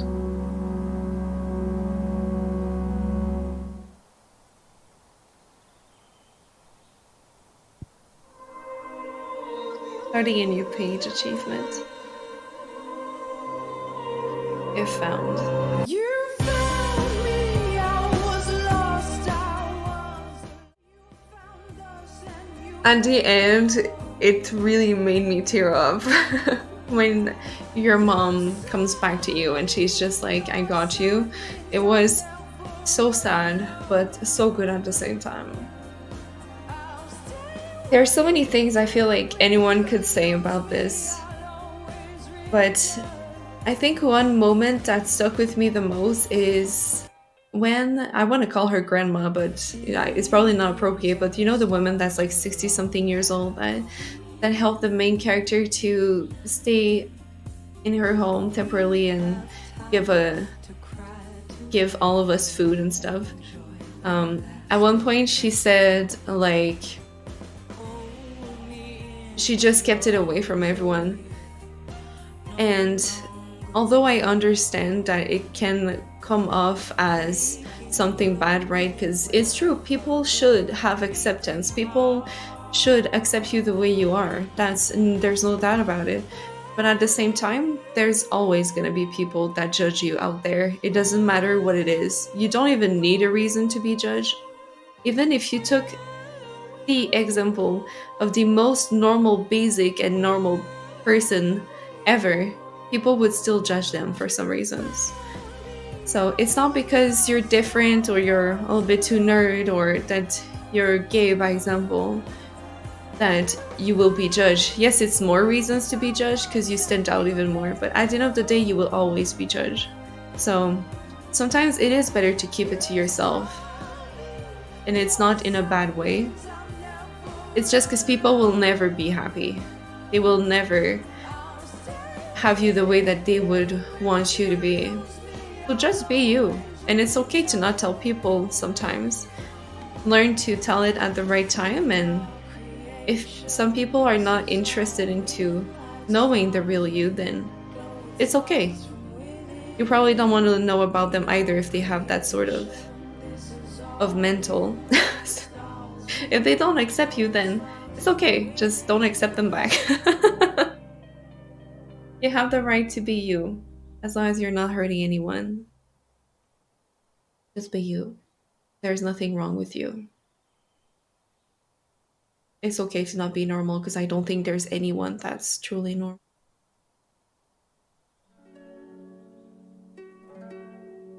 And there's not a guide onto how to be a good parent, you know. There's not really parent classes to how to react when your child is like this and blah blah blah. You cannot just have a kid and then you're on your own and you're put there and you just try your best. And I think nowadays we are really accepting of differences. But especially in like the 1990, it was still really taboo to be gays or to be different or to have different likings and stuff. So especially during that time, I can imagine how hard it would be not only for the person to be out of what's supposed to be typical, but also for a parent because it's not something that happened a lot, right? So you're like, why is my kid like that when most kids are not like that? It can be really hard for both sides, definitely. But hopefully, going forward on, we can all be more accepting and more easily understanding of differences and not feeling wrong if you or your child is somewhat different because it's okay. And I'm really glad we live in this era where we accept people differently. I'm really grateful for that. I'm so grateful that we evolved.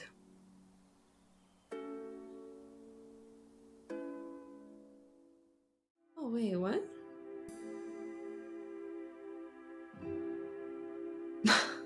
What do we choose? Oh, they're just like little pictures and stuff. September 9th, 2012.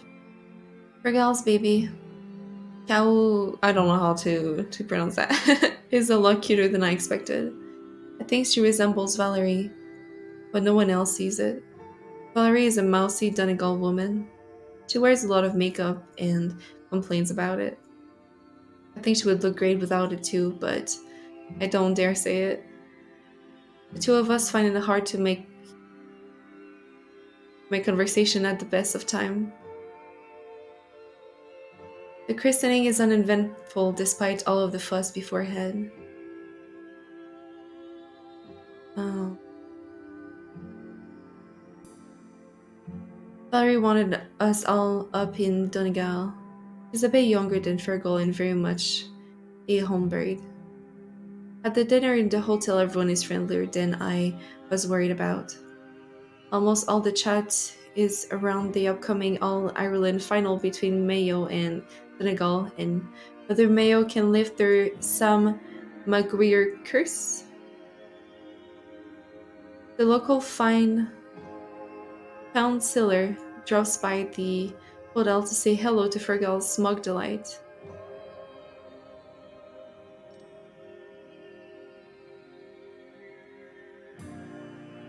During the Celtic Tiger, Fergal bought the post office shop with a terrifying loan, and despite a chill getting quieter every year he's gone by, I'm proud of him. Mom mentions my book and sure isn't it as good as a baby. I'm not sure she means it or if she's even read it. She falls asleep in the car as I drive us back home. Mom. Mom relaxed as she got older. Some of that was money. Once Fergal and I were both settled and doing well, things were easier. And she loves being a granny. There's no doubt about that. That was this?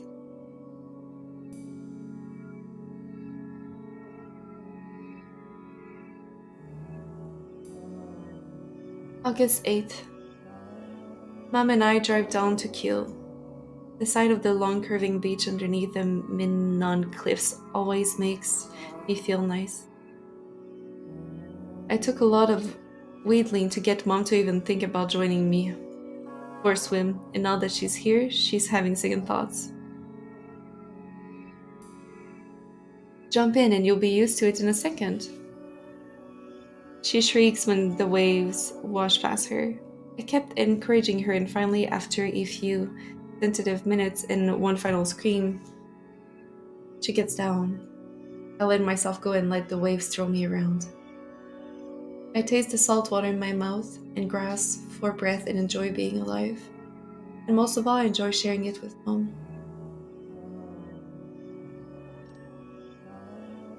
The water is cold, but the winds is worse. So wrapped in the towels, we dry as best as we can.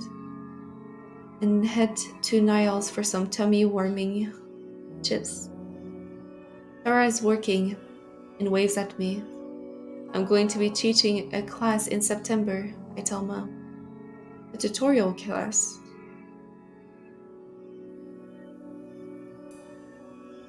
I wouldn't be here without you.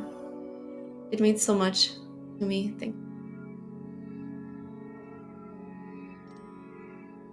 I'm just glad you're happy, she says. If being yourself makes you happy, then that's all I want for you. I love you, Mom. I reach out and clasp her hand. Thanks for being there.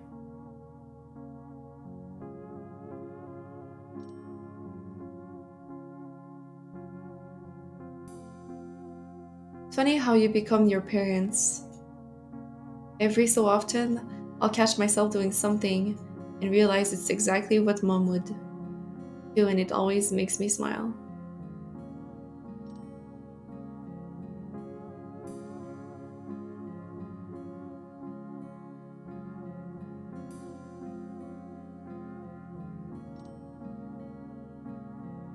Year 1, 6 months after the event. The dark matter storms have ceased and the black hole radiation has diminished. Ethiopia has been searching along the west coast for parts that could be used to create a small spaceship. The humans left alive are scattered across the land, panic and sometimes dangerous. So Cassiopeia kept to herself. It's good for thinking. Everything is so different now. It has been hypothesized that black holes are the seeds of the universe. Cassiopeia can't be sure. Her opinion changed from day to day.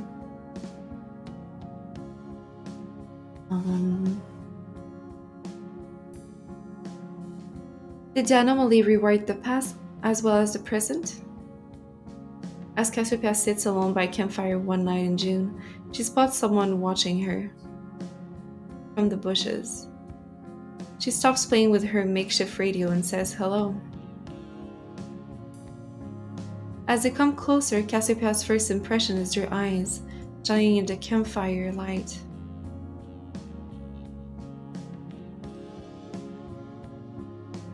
What's your name? Cassiopeia says. Anu. She tosses them a can of beans and a blanket, and they eat quietly and hungrily. Over the next few months, Anu and Cassiopeia become inseparable. They make a good team. The last missing piece is fuel. It takes months, but one day Anu sees something shining on a beach. Cassiopeia returns to them. Her heart fills with hope. It only takes a few more days to have the ship ready to leave Earth. Anu has gotten quiet again. I guess you'll be leaving now, they say, looking down at the ground.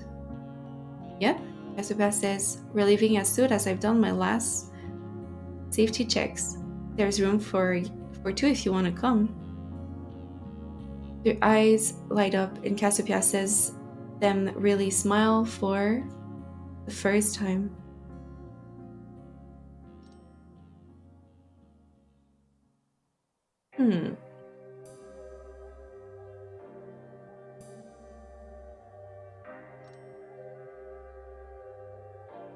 Saturday, 27th of June. We just about make the 6 p.m. train to Castle Baller before it leaves. Colin will be on the lash for the rest of the day, and that's not my thing. So I'm escorting Maggie back to a chill to make sure she gets home safe. I want to make sure she knows we're grateful. She came all the way to Dublin for try to support myself and Colin. Colin? I don't think she expected the welcome she got. Everyone wanted to march alongside the warm, cuddly granny. She was the center of the attention all day. Maggie is still absolutely glowing as she reclines in her seat and unwraps the tuna mayo sandwiches she made us this morning. She asked me what I enjoyed the most.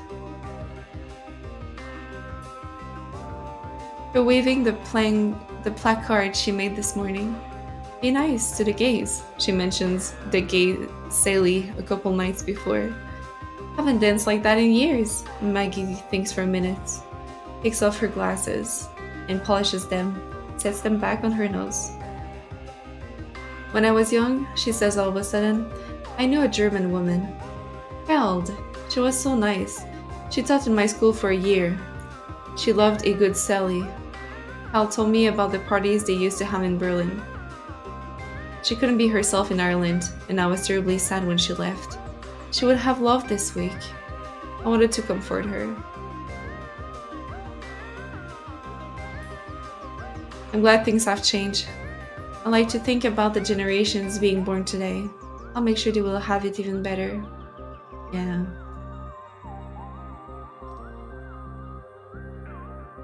She thanks me and mentions the weather.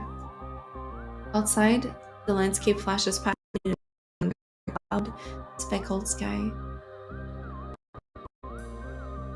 It has been warm, but at least it didn't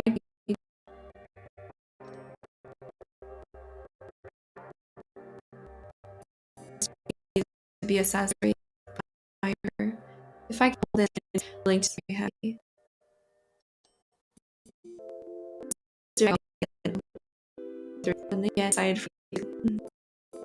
It's the poem.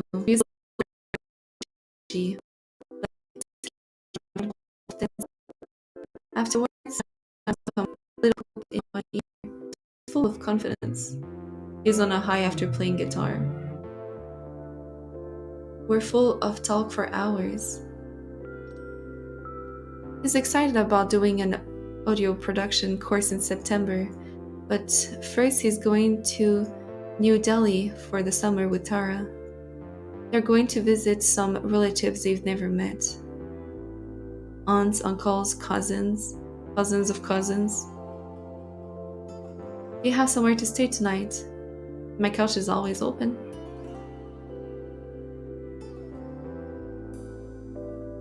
Sounds good. I haven't slept on a couch in a while.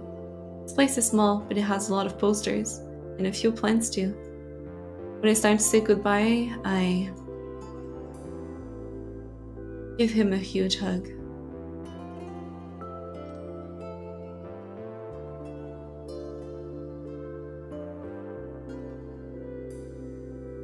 They're my best friend.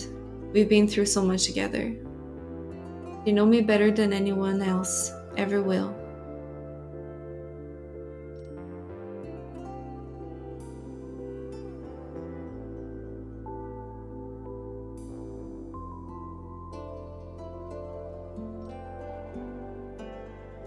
October 11th. I'm on the tube on my way to give a public lecture in the science hall when I see him, standing on the far side of a very full cabin by the door in a tan coat. Jack. It takes me a long moment to put it together in my head, and by the time I realize he has hopped off, he's well kept. Handsome even. He's been living well. I get off at Oxford Circus and jog to get to my lecture. I'm already cutting it close. I return to my hotel after an evening of drinks and laughs.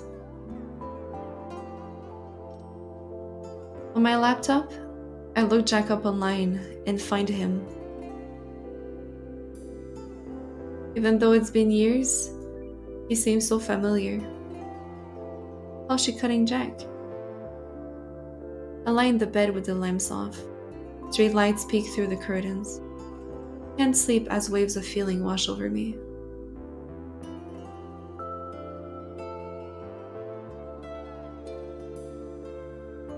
Nostalgia.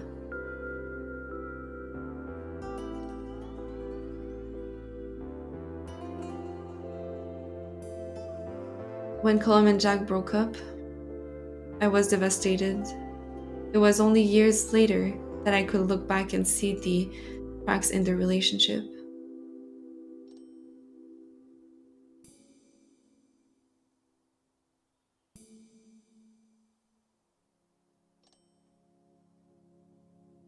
May 22nd. Colum and myself are doing last-minute wedding preparations in Maggie's old cottage. He's been renting it out for the past few summers since he saw the big house renovation into a posh B&B. We spent the day making sure the cottage is spotless before Chris' parents arrive. Your family are the people who care about you, Colum. We'll all be here. Just before we leave, Colum places a box of chocolates in the bedroom. Chris loves surprises, and hopefully his parents do as well. Colum has always fallen for spontaneous people, and when I tell him, he smiles. He says Chris is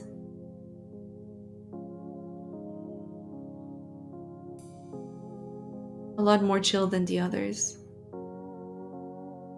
We wanted to have our wedding today, Colum says. Celebration of the referendum last year. It was booked out everywhere. He asked me if I will ever marry.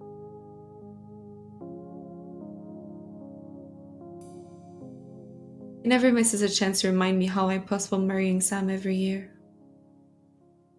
We burst out laughing. He tells me I never changed and pats me on the head with a rolled up wedding brochure.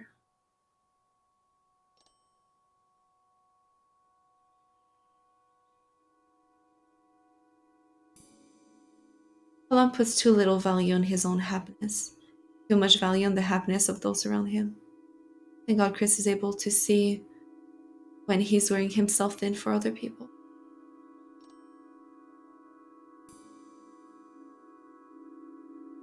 What about Maggie?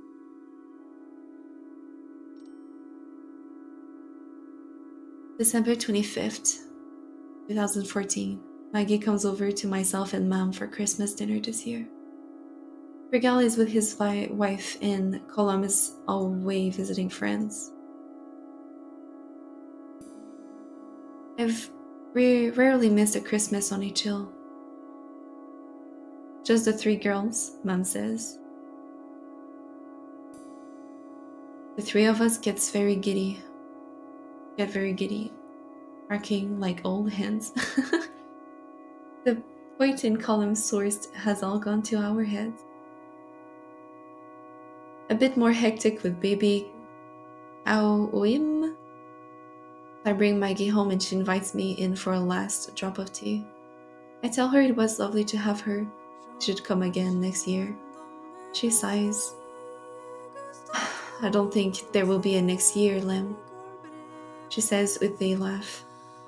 Not if the doctor's right. Don't say it like that. I'm sure you've been through much worse.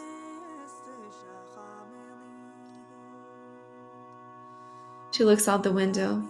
The one thing I want to do is preserve all my old photos. It would be such a shame to lose them. I tell her about how I can digitize them, and she loves the idea. We open all the presses to find every last album she has. That night I start to look through them. There must be half a thousand. My favorite is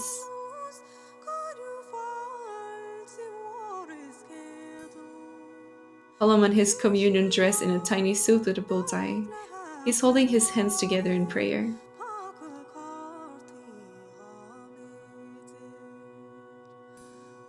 Maggie sometimes jokes that she lived more in the last 20 years of her life than she did in the first 60.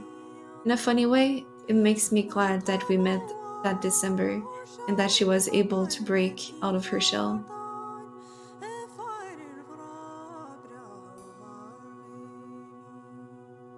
June 13th, 2015.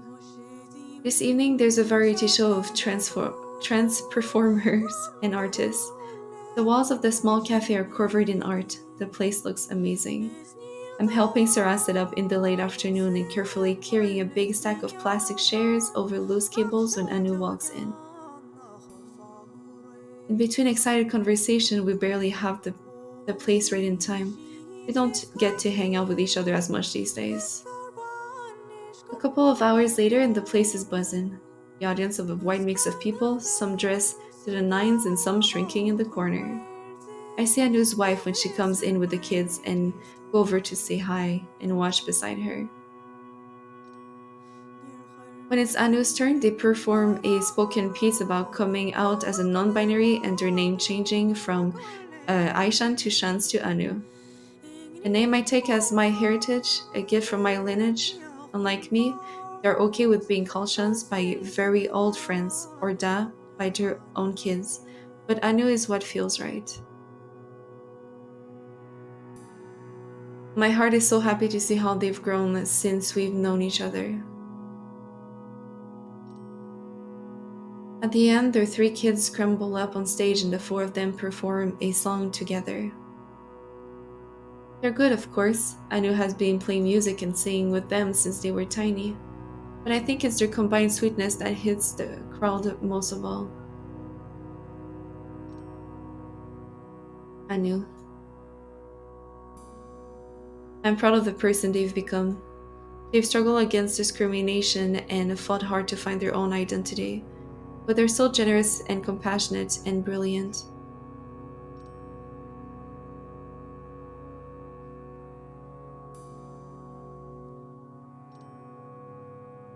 Six years after the event, Cassiopeia should have known better than to take risk in authority space.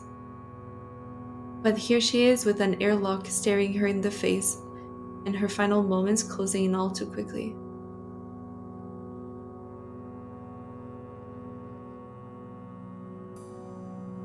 She thinks about Anu. It would be so nice to talk to them one last time. The bone freezing cold of space hits her face and she closes her eyes. And then, warmth. She opens her eyes again and finds herself in the hold of an old Harris freighter, still dairy woman staring at her. Who are you? Welcome to the CS Achille Sound. I'm Space Pirate Mags O'Malley, the one and only, and this is Capt. Haldegard. We've been tracking the authority for a few days. What happened to you, kid? Cassiopeia tells them her story while they grin at each other.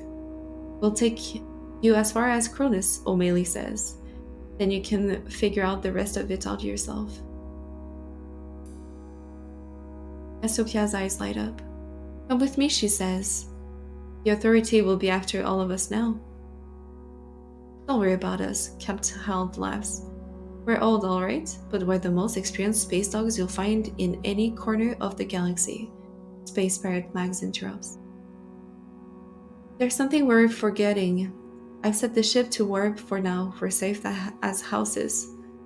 So let's go make a cup of space tea for you, my wee lamb. You must be parched.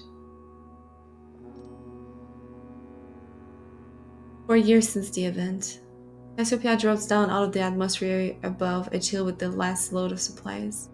She has been coming regularly to help the communities rebuild and to help them build protections against the wild things that have grown up in the vacuum the anomaly left behind.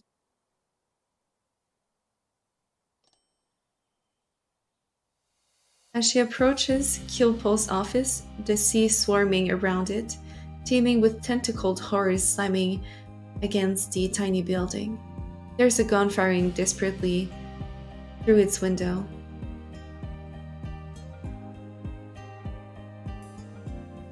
Cassiopeia's ship fires the last quantum, homing missiles, one she has kept in reserve.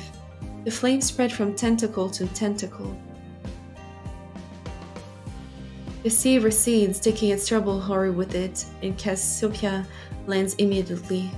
She rushes inside and finds Brid McHug holding her shotgun in her hand, looking tired but very much alive. Well, you're a sight for sore eyes, Brid exclaims and hugs Cassiopeia tight. Brid puts on the kettle and they sit down to catch up. Sometimes I don't know how we keep going, Brid says. It's all we can do to hold this place together since the event. There will be good days soon, even if it doesn't feel like it. I believe in you. Thanks for drawing.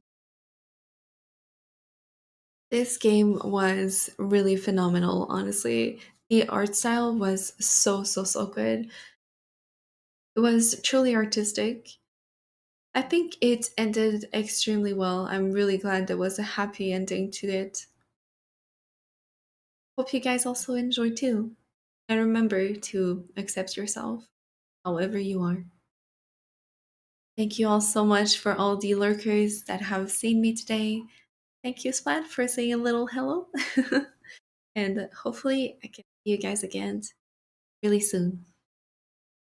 Until next time, take care of yourself and bye for now.